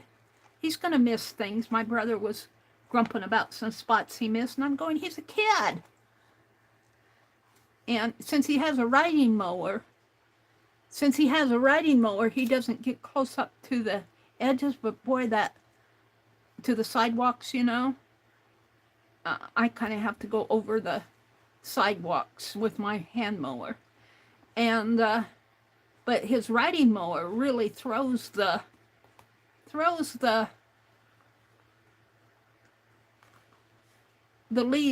grass clippings and I have to sweep off the front porch and I have to sweep off the side of the garage.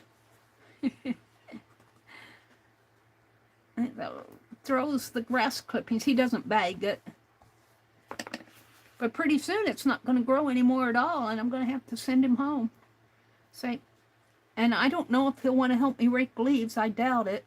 I want to rake the leaves over to the garden. And then I'm going to pile them all up on my garden, even though if the wind is blowing. And then I'm going to put landscaping fabric over it. Staple the landscaping fabric down. And hopefully that'll keep the weeds down out of the garden. And then next spring, my brother's done with gardening. He only wants his tomato plants, maybe a zucchini or 2, and we can put that in. Next spring, I'm going to plant flowers in the garden. I'm going to have a big flower garden in my head. And my brother's grandson was supposed to bring me some poop, some cow poop. He never did, so I told his mother to forget it. I think it was more her idea than his. I think she obligated him to do something that he didn't agree to. Well, I'm not going to glue that side yet. He didn't agree to that. So I can't expect him to do something that he didn't agree to. So I told her, I said, don't pressure him. He farms and he raises cattle, and he's out of high school. He's graduated a couple years ago. He's got him a sweetheart, cute little girl. She's a farm girl, so they're a perfect couple. And for a while there, they broke up, and I was so sad because they just make the sweetest little couple. I'm gonna glue this down in here. And they got back together, so yay! They're made for each other. They're just made for each other. Got gluey interfacing on my fingers. All right, but I'm not ready to wash them yet because I'm doing all of this. So I'm just going to rake the leaves under that walnut tree. When the leaves fell off the next year or a couple years, I went out there and I was pulling weeds, and boy, those leaves made nice dirt. So leaf mulch, I suppose if you're seriously planting a garden, you have to be careful how much leaf mulch you put on, but I think leaf mulch will make some nice dirt out in the garden. We didn't have much of a garden this year. And I was going to have him put cow manure on the garden, but he didn't deliver it, so I'm going to put leaves on it. Okay, let's cut this at a little angle. Get rid of some of that bulk. Where there's my scissors. I had them here. All right, Miss Meri. They're almost falling off the edge of the table. Over there. So that's what I'm going to do this fall, but I haven't been getting as much exercise in the summer as I'm used to, and boy, I'm missing it. I'm missing it. Look at the piece of interfacing here. So I'm looking for a pair of walking shoes that I can afford.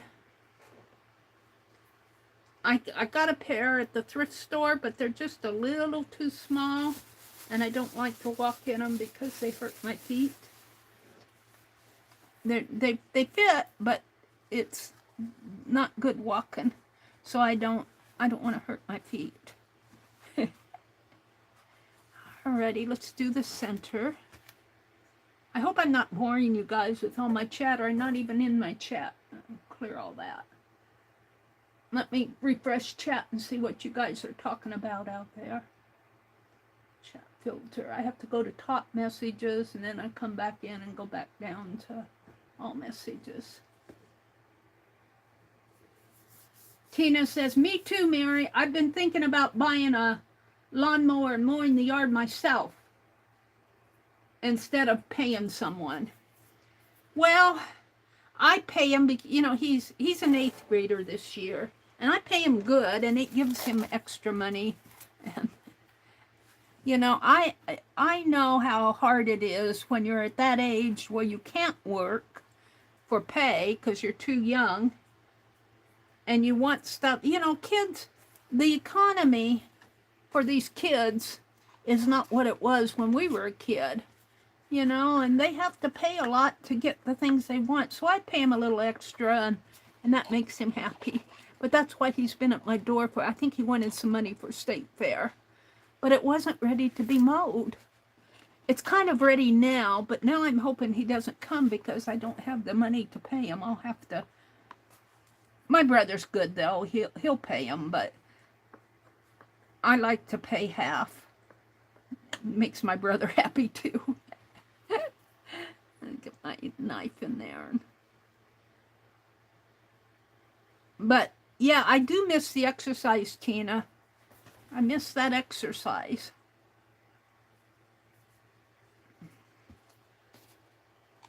Let's put some glue on the fabric. I'm just kind of lightly spreading it on there. I'll have to go in and make sure the edges here are glued down. I usually do that.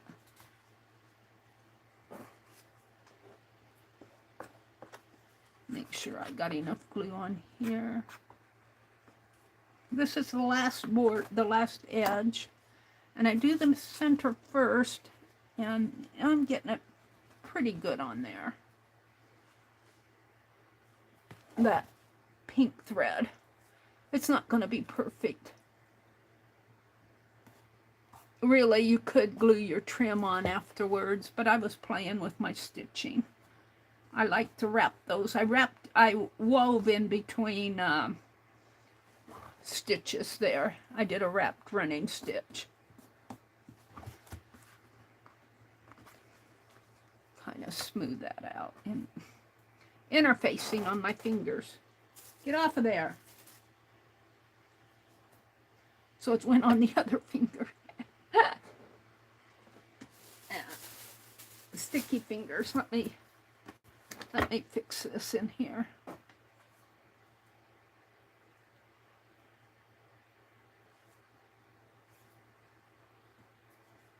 little glue in there. It's glued down pretty good, but I need to get in underneath of it there.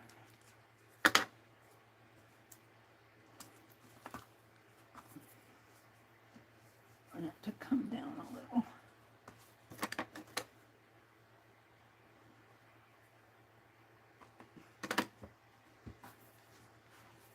I might snip that off a little in there. It's a little bulky. It's going to be covered up anyway, but it's a little bulky there.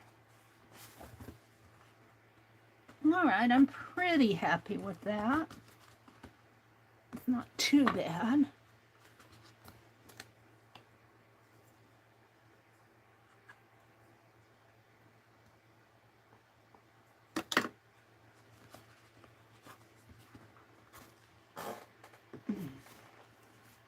This, I think, is the hardest part. Well, the hardest, you know, getting it to fit exactly, unless you're a very experienced bookbinder, it's not going to work for me. But I do enough to have fun with my journals. Alrighty. I think I've got it pretty good here. Let's cut off some of these threads. Of course, it's on my sticky fingers now. Come on, get off of it. I might have to wash my hands again here. My sticky fingers.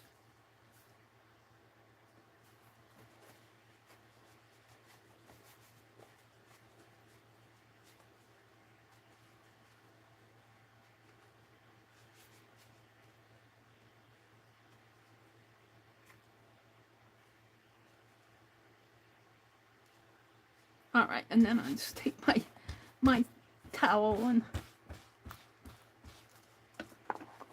make sure I got hand sanitizer on this. It looks pretty good. It's glued down fairly good.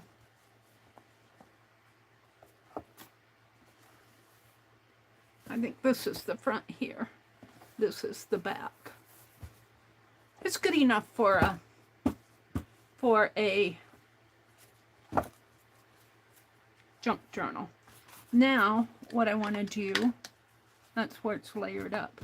I want to put a piece of, now you could do paper or fabric, and I was thinking that vintage fabric here. So, and I'm going to just glue it raw edged, I believe. Glue it down raw edged. I don't mind for this journal. And if I want, I'll come with a little trim around it if I want more. But I don't mind it being raw edged. So, right about to here, I think I want to, of course it's got a fold in it there.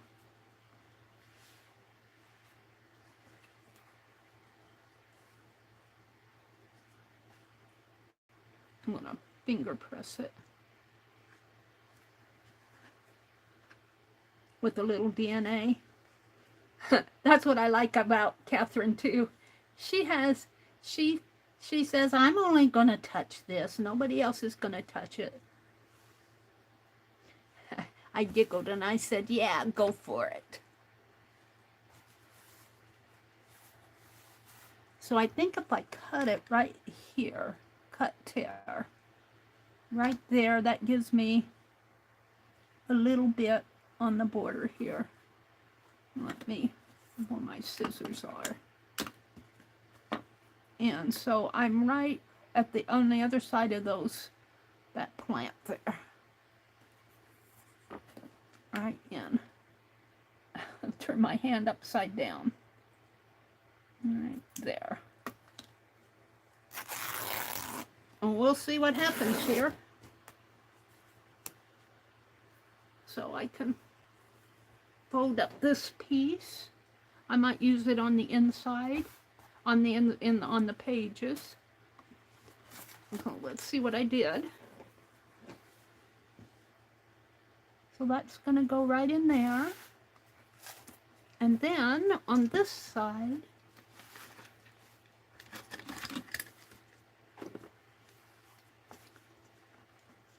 I do like to tear my fabric.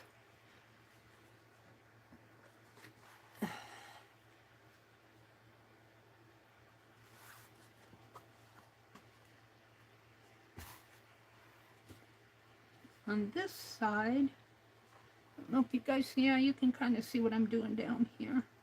Let's see, I've got about a little over a 1/4 inch here.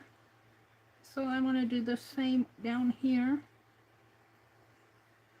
Maybe right in there.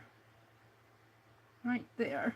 And there's nothing but plain, so let me snip it here. And we'll tear it and see what happens.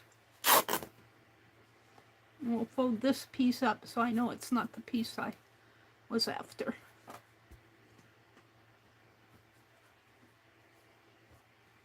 So it's kind of a vintagey look here.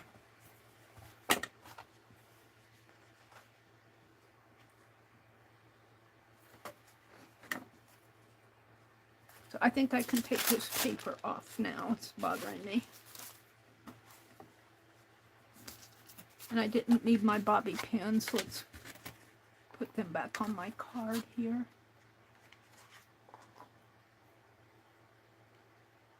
So what time is it getting to be? 8:13. I go until 9, so I have a little over 45 minutes. And we'll probably just continue working with this journal. Put these back in my drawer.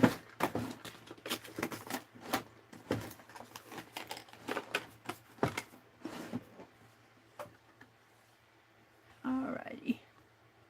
I'm liking this.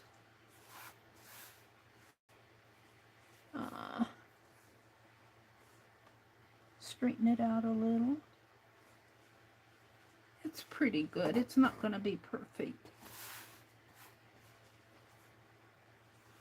But to tell you the truth, this will be folded anyway, so what if it's different on each side, it isn't going to make a difference. So let's glue this down, and I might come around here with some washi tape or something later. I'm not going to today. Let's just fold this over and start gluing. I love my Yes paste. I use it like crazy. All right. And I'm going to have to go back in on the corners to figure out where to put the glue and where not to. And I got an awful lot on there. Let's see what I have here. Let's just scrape down.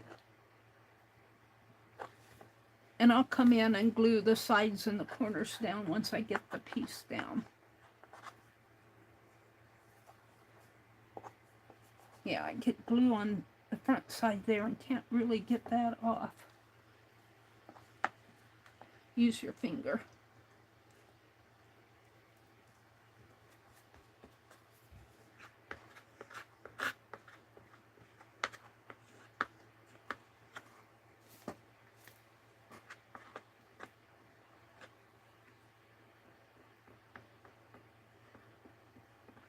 And what I like about Yes Paste is not only is it strong for bookbinding, but it has an open time to where, you know, I can generally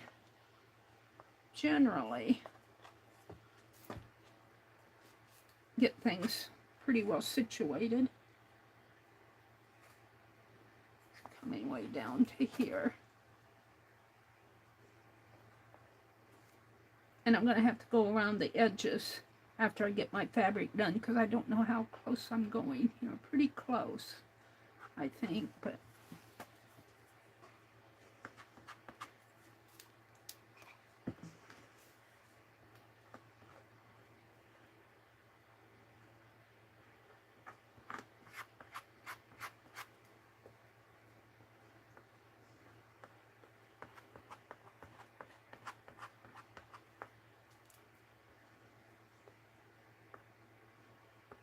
alrighty.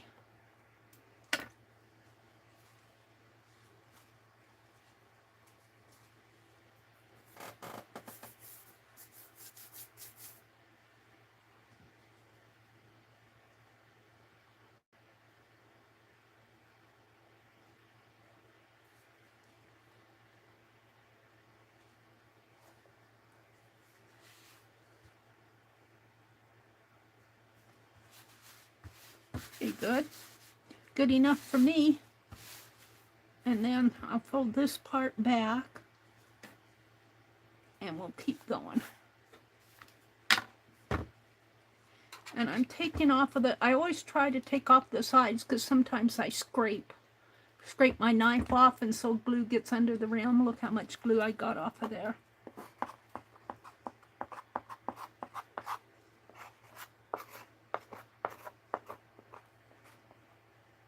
Almost enough to do this whole side.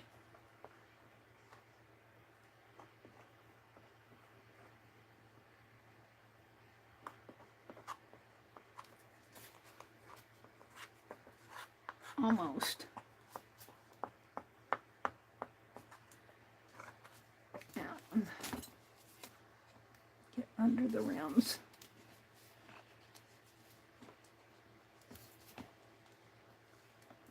Along the side of the jar. Didn't get as much on that, so I can go down a little.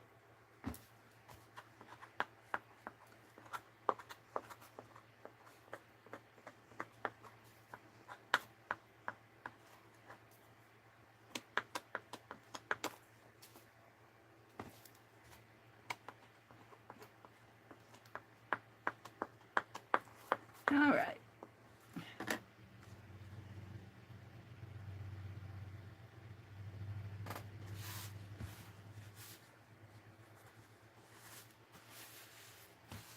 Yeah, I'm pretty happy with that.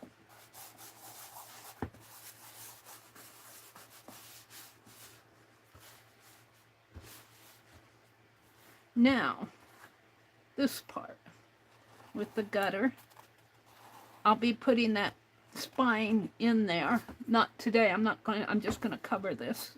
Cover the cover first. And I'll deal with putting the pages in later.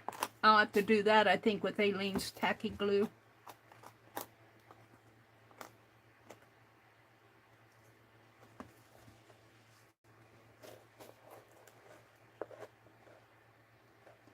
Get glue in the gutter here.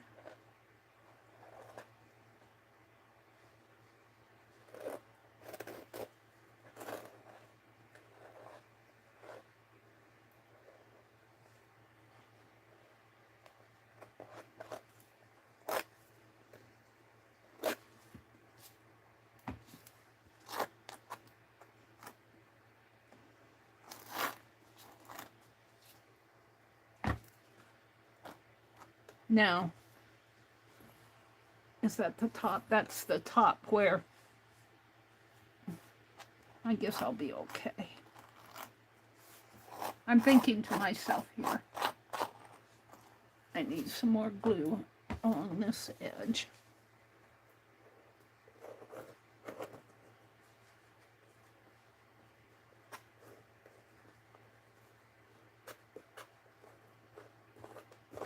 All right, and let's glue a little over on here.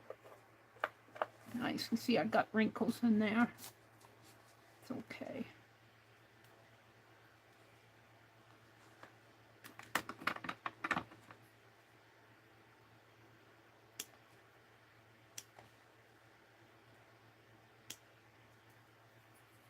Of course, now it's on my fingers.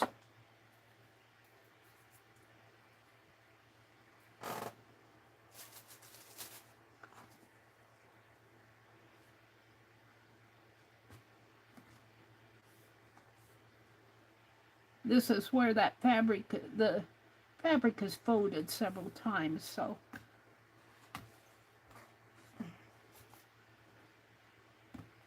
That's okay. Let's put some more glue on the edge here.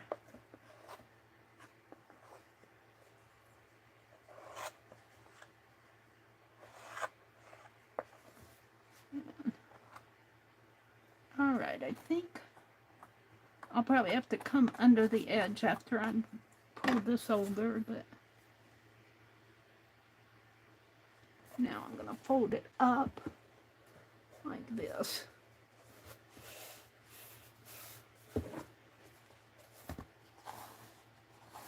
Make sure I get in the gutter there. Over here in the gutter. Pretty good. So that when I fold it,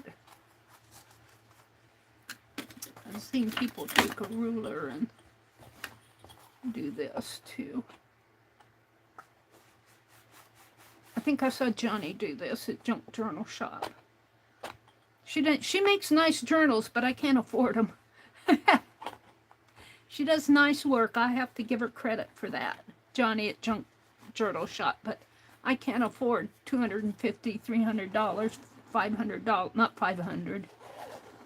She was selling one on sale the other day, and it was $150. A good one. That would be 3 months of YouTube for me, maybe 5. But this is a nice journal. I have to say, she does beautiful work. I just can't afford it. I'm not saying they're not worth it. I'm saying I can't afford them.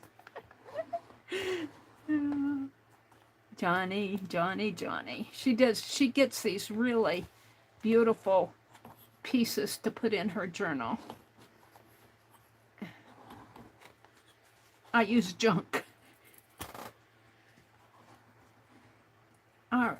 I think I'm good with the gutter here. I think I'm good with it. This is going to be all covered up in there anyway.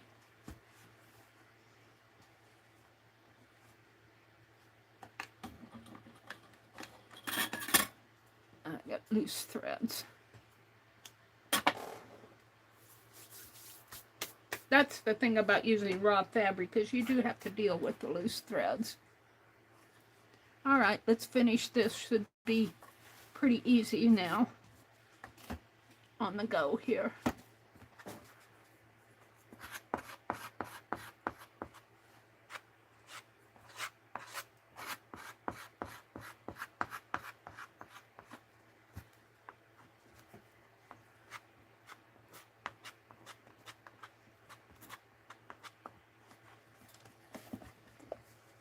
My knife there.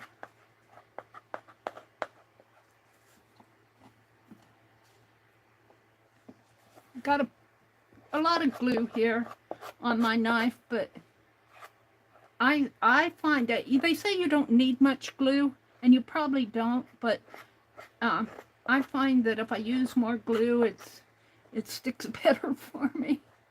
And I do spread it pretty thin. Like I've had that long, big chunk of glue, and I'm getting it clear across here for the most part. Maybe a little bit more over in this corner, but for the most part, it's pretty glued in there. Turn it this way so I can see where I'm gluing and where I'm not in here.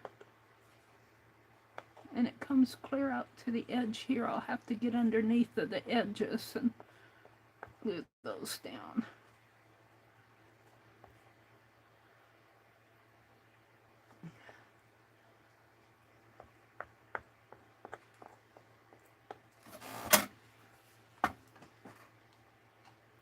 A little bit more up in here.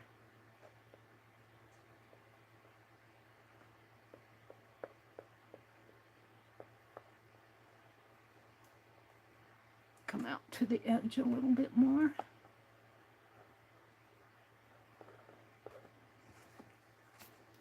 A little bit more.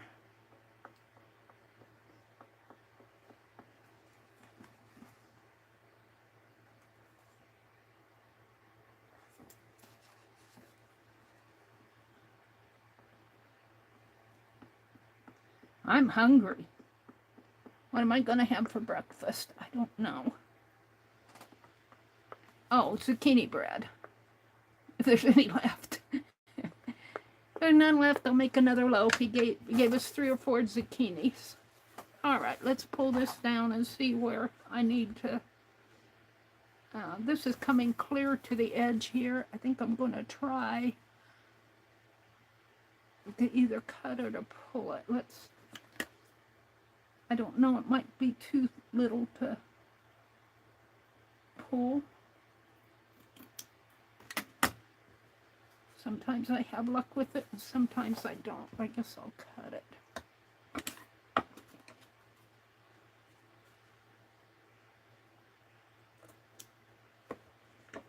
Yeah, when I do it this way, it never goes straight. And it's not going to rip for me. I should have cut it a little. I should have cut it a little before I glued it down. Should have measured better. Come on.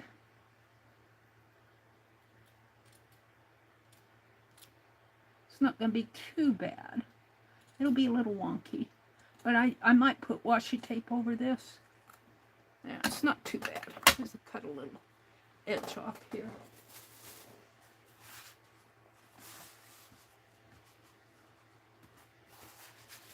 No, I think it's glued down pretty good.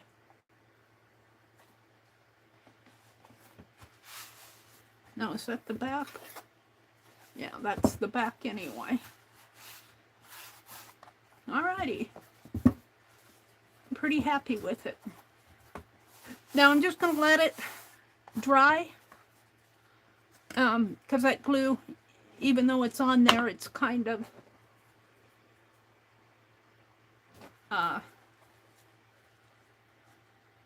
wet, damp. I was thinking about the washi tape. I have some washi tape. I think I got it on sale one of the times I was at Hobby Lobby. Is this it? No. Let me get it out here. What I did with it.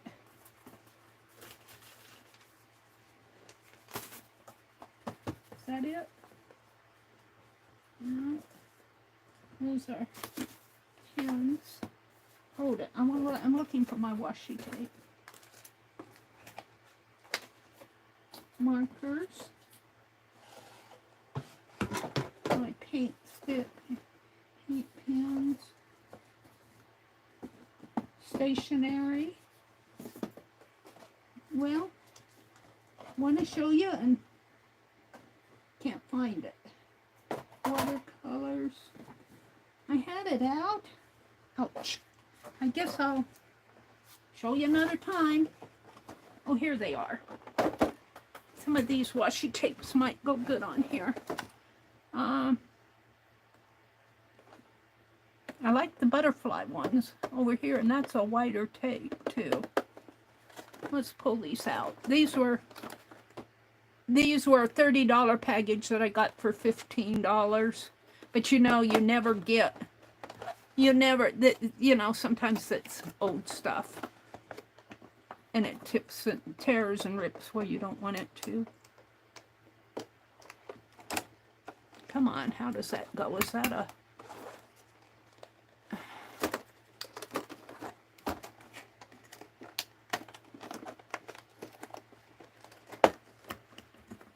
I'm going to cut it. I don't know if I'm supposed to cut here or not, but I'm going to cut there. Can't get in it if I don't cut it.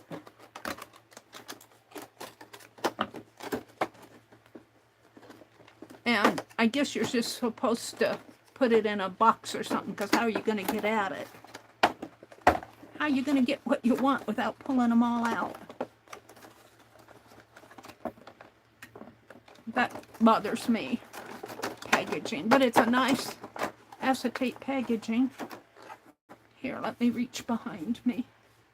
I have this baggie. I've already put some things in it that I have to sort through. And I'm going to put these. Let's see, I was after... What one was I after? The butterfly one?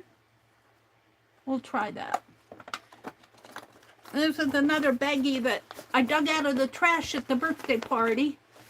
And my nephew's wife said, "What are you going to do with that one?" She threw it away. Didn't think about saying, "Mary, would you like this?" She thought about the others. These are little water pictures here. Those are kind of cute. Little teapots and water pictures. Let me put these in this baggie for now, until I find a permanent home. My drawer is full of stuff. Let's just dump these out. This is not good packaging because you couldn't get to the one on the bottom unless you pull them all out. This one is just, oh, it's a very, very light newspaper print, it looks like. Although that might go good on here. What time is it? 8:30.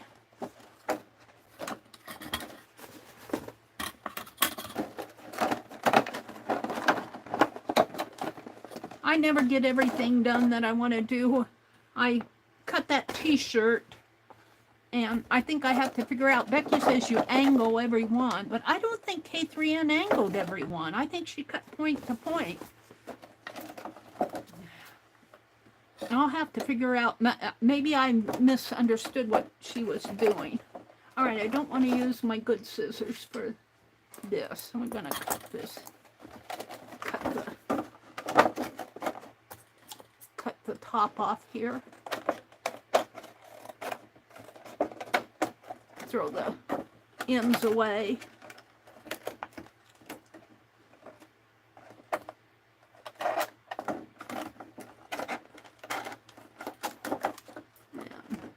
The bottom isn't opened yet.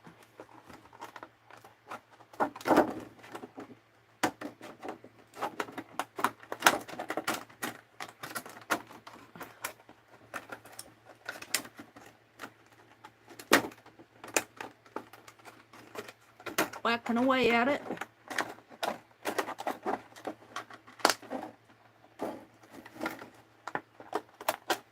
Might have to redo that other side, because I didn't take it apart before I cut it.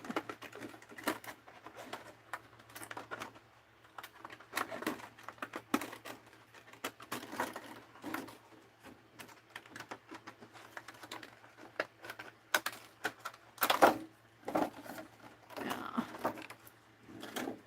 It's got an end over here to cut off. And let's cut down this way.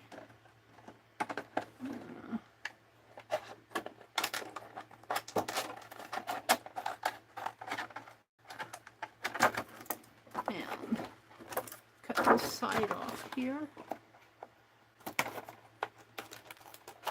I'm going to throw the sides away. I don't need them. I'm just going for the front here and maybe half of the back, or half the back and half of the front. Could keep that side. Make a nice book cover, to tell you the truth. It'd probably be hard to, you'd have to poke holes in there to bind. I'm going to cut it. I don't want to fool with it for a book cover. But it would make one if you had the gumption. And we'll cut this one.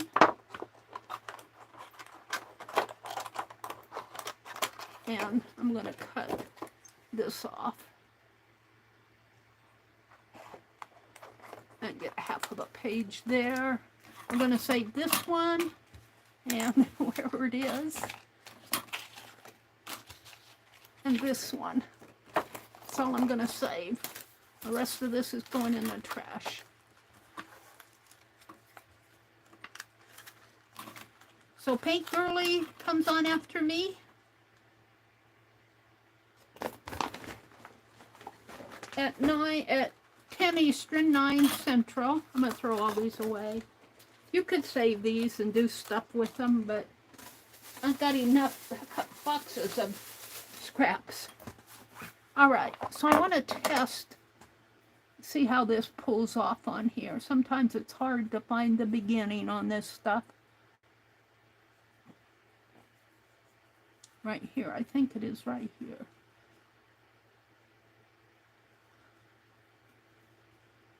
Feels like it's there. Maybe not. Feels like it.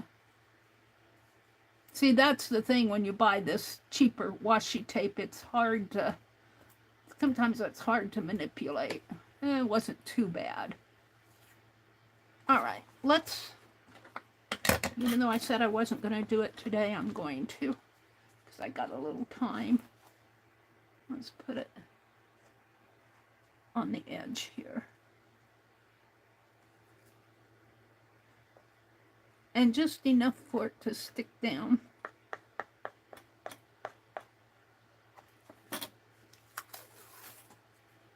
It unrolled pretty good. Let's bring it down. That'll get covered anyway. Now I'm to the binding. Put that lid there.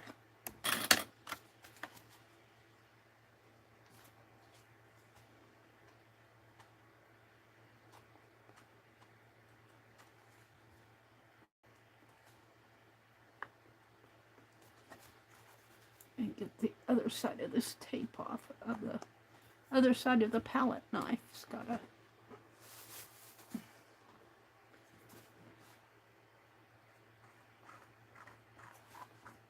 I think I need to go under this a little.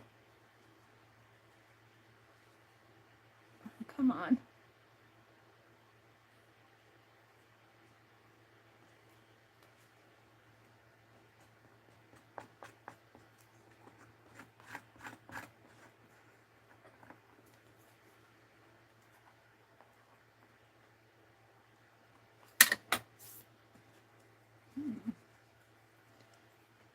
I want to bend my book up.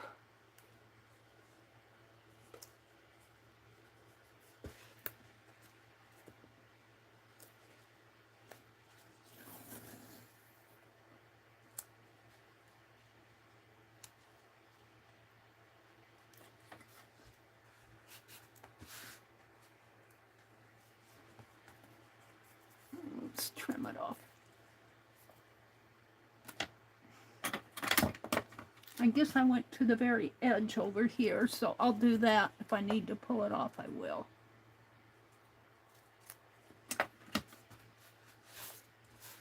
Let's bend the book.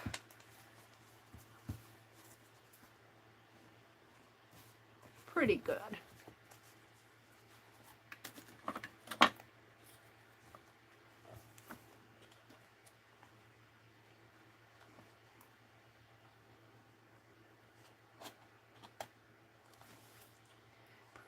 Good. Alright. Now I don't know if I want to put butterflies on the sides here, or maybe this. This is kind of a very, very light newsprinty. If I hold it up to the camera, you can see the, I don't know if you can or not, see the newsprinty on that. I don't know. Let me get my sack out. I don't want to lose this. Hold on. Let's see what else is in that sack that I want to put on the edge. I should have thought about that before I threw all of these in. There's another butterflies. Some floral spots. some postage stamps. These are too thin.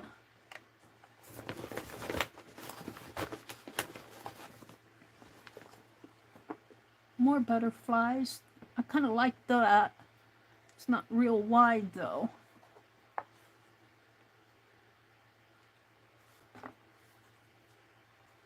This one, this is just kind of marbled, but I kind of like it because it's plain. It's kind of along the lines of that. Those are, I want the wider ones. How many wide ones I have in this package of books. This one's kind of neat, but again, it's not that wide. Here's some black. I don't know if I want black. I think I'll go with either that one or that one. Let's see what else is in here. More butterflies. No, those are kitty cat. No, they're, I'm not sure what they are.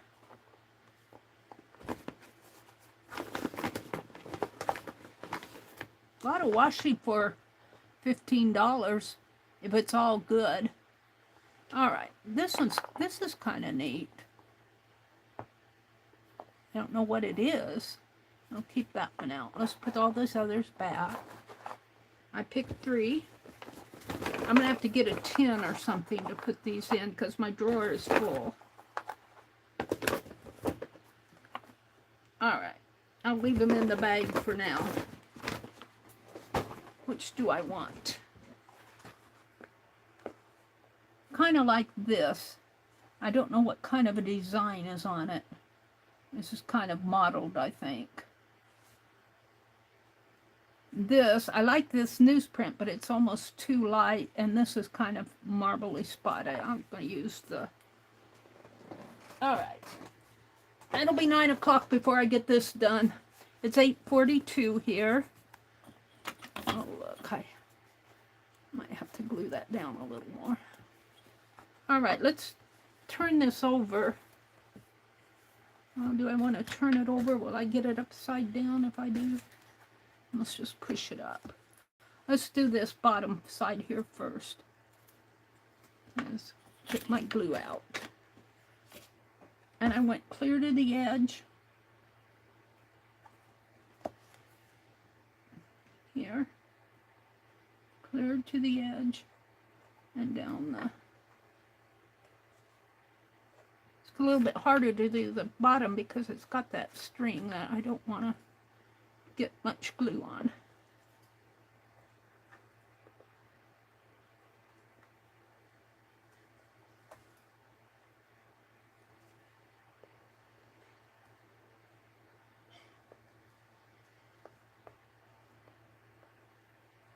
Put just a teeny bit more on here.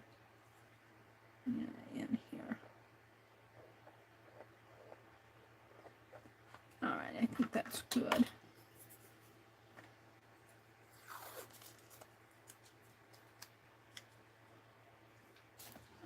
Light.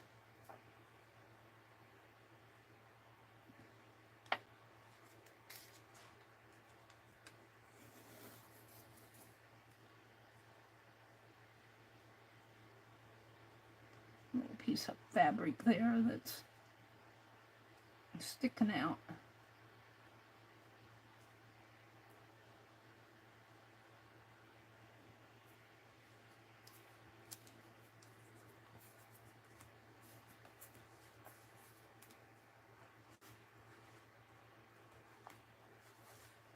Move that down a little if I can.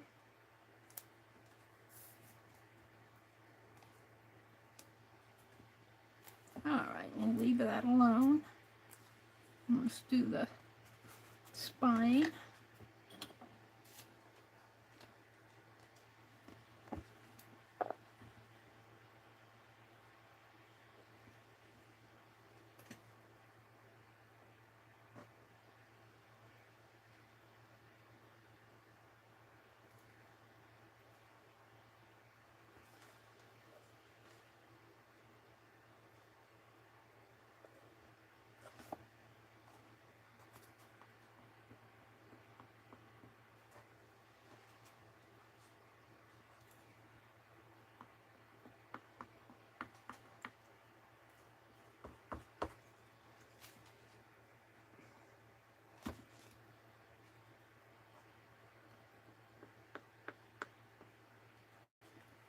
And I need a little bit more on there.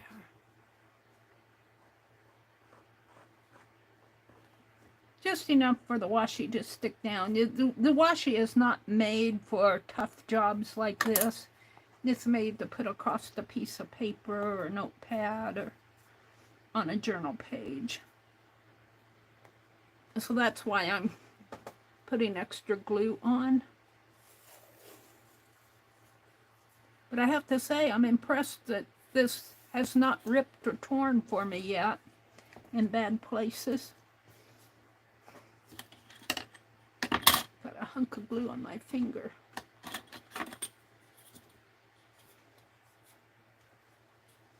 Now this is the tree trunk. It almost looks like it's wrinkled in there, but that's the way the tree trunk goes. And just kind of glue it down on in the gutter. And then the gutter over here. Get the edge of the book. I guess I could cut this off now.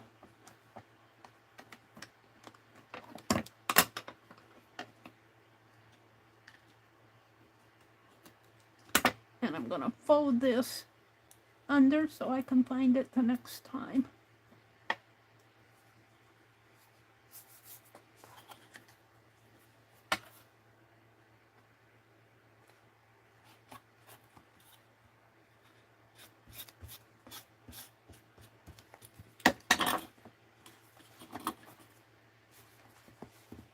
Yeah, I'm pretty happy with it. I'm not happy with this, but I'll just take a piece of gold and gold something. I'll find something gold to put in there.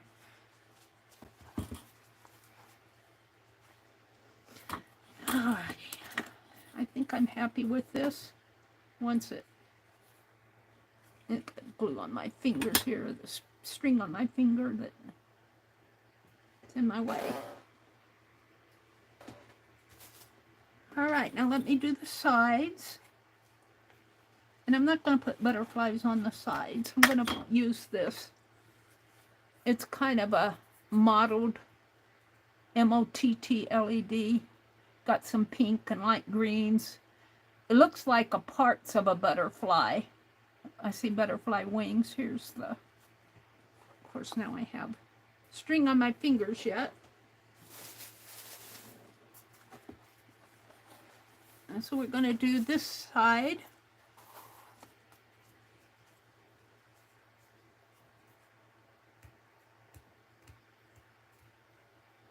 Now this comes off pretty easy. I'm kind of impressed. I usually have more trouble with this paper tape. The washi tape, I love Tim Holtz. He should do more of it. Tim Holtz linen tapes. Whatever they're using for adhesive on, I don't need that much. Whatever they're using for adhesive on his linen tapes, it's good. It's good. All right, so I'm going to come down. I'm going to come down over to the edge here. And just put some glue on here.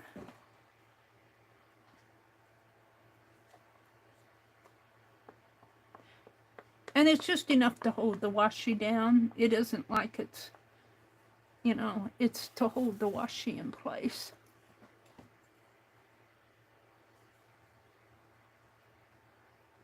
I might have to heal the corners once I get working in it.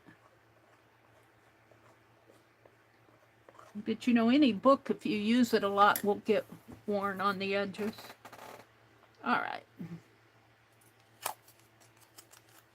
So I'm going to come clear down to the bottom here.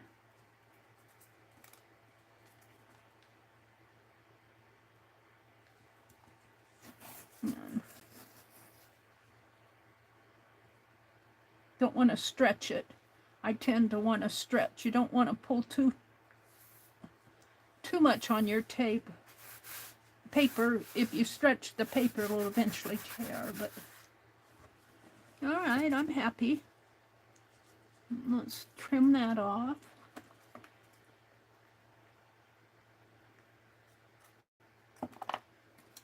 Yeah. And you can kind of see the design the design of this comes down, and there's on the washi tape, I don't know if you can see, yeah, you can kind of see where those two just kind of curve into each other there. I kind of like that. And the design of the washi here kind of makes another little petal of this flower. Kind of happened on this side. I don't know if it'll happen on the other. Let's do the other side.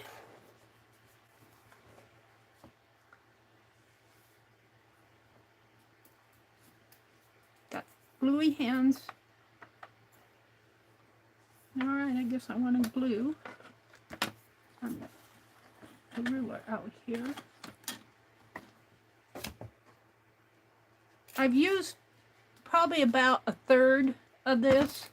I use it all the time, this Yes paste. I'm loving my Yes paste.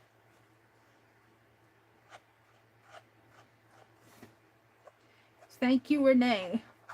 Renee Suzanne with Little Red Wagon gifted me some Yes paste, and she thought she sent me the large jar, and she sent me a small jar of it, which was good enough, 8 ounces. And when I opened it, she saw that it was not. I'm going to glue this label down, see if it'll hold it. Get it off of my knife. She went and ordered me a large jar of it. So thank you. I've got Yes paste. Generous soul. Some of you ladies are just so generous to me. I sure do appreciate you. Laura Vasquez sending me all kinds of double-sided tape. I've got a nice little supply of it now, so I'm good for a while, Laura, if you're listening. She sent me a Tim Holtz mini staple gun. She gave me this. Rhonda gifted me the scoreboard. I just get all sorts of stuff from you guys. Don't think I don't appreciate you. I do. Lagia just sent me those watercolors. Sharon sent me beautiful bee pages, insect pages, and all sorts of little fussy cut ephemera. And a little tray of metallic watercolors. Travel set. So I'm all set for urban sketching, but I need to go. I can't go anywhere until I get my bank card straightened out. Because I have to get, unless I go to the bank and get money. Somebody, if you didn't hear me telling the story earlier, somebody tried to get $75 out of my checking account for a cooking kit, of all things. I'm pretty happy with this. I am pretty happy with it. And get it down here. I adjusted my camera and, well, there, we'll just leave it right there. Okay, we got this to deal with. I don't know, I guess I'll just get out a clean piece of wax paper.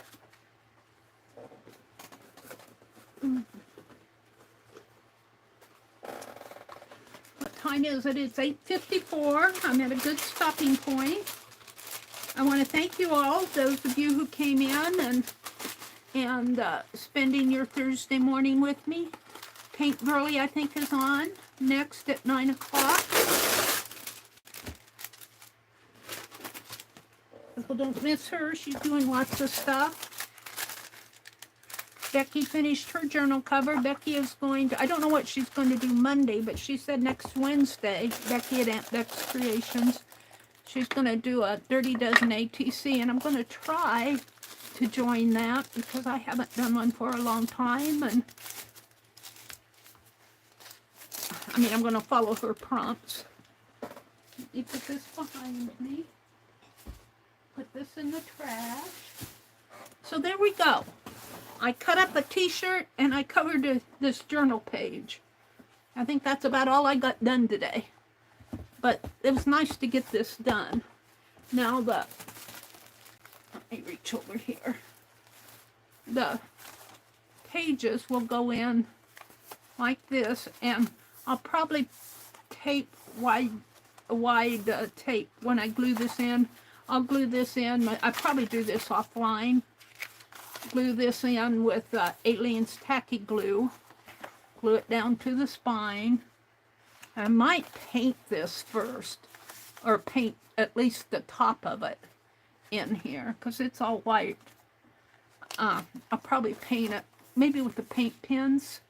Get in there and paint this and these, and even though and then I'll glue this in. It's 2 inches wide. It'll fit right in the spine there. And then I'll fold these down and probably put tape down here. Double-sided tape. Maybe I'll put some more of this fabric on it. And then we will have a jump, well, let me fit this in here. I'll probably, well, they fit pretty good. The pages fit pretty good. I'll trim off a few. Looks like I got one of those postage stamps falling out. This in here, this page right here is a little too tall. Let's just tear it down. It won't hurt it.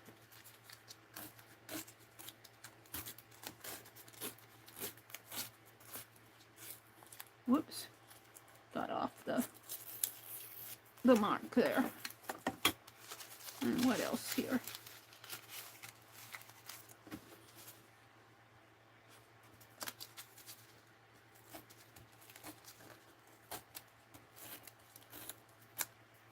I haven't worked on these pages yet, and I don't mind them being rough like this. To me, that's part of the fun. Right in here, though, looks like it's not tearing good right there. This part isn't tearing good. So that didn't tear good. This isn't tearing good. There. So, yeah. I might have to straighten this out a little bit more in there. Another page down at the bottom here. The other part of this. Let's tear this off. So don't forget, Paint Girly is coming on in 2 minutes. I want to thank you all for coming in. Thank you, Kitty Jen. Hi, Leah. Who else have I missed? Jacqueline, Leah, Laura Jersey. Hi, Laura Jersey. Joyce Boring, Tina, Leah, Tina. I'm just looking at the names. I'm not reading the messages. Tina. Oh, Messy Palette. Hi, Messy Palette. It bopped down again for me, so I'm going to say have a great day. Let's see, tomorrow's Friday. I will probably come on Friday. I'm going to see... I don't know if I'm going to see if I can fix that t-shirt yarn, see what I did wrong. I'm going to work on my needle weaving some more. If you want to see where I'm on that, go to the community page. I put up, right where it is on my community page is where I am. Am I right side up? Yeah. So, yeah. Maybe I'll glue the spine in here tomorrow and work in this a little bit more. I might glue the spine in this afternoon and work in this tomorrow. So have a great day. Have a super day. And we'll see you tomorrow morning. Bye, everybody. Have a great day. Bye, Becky.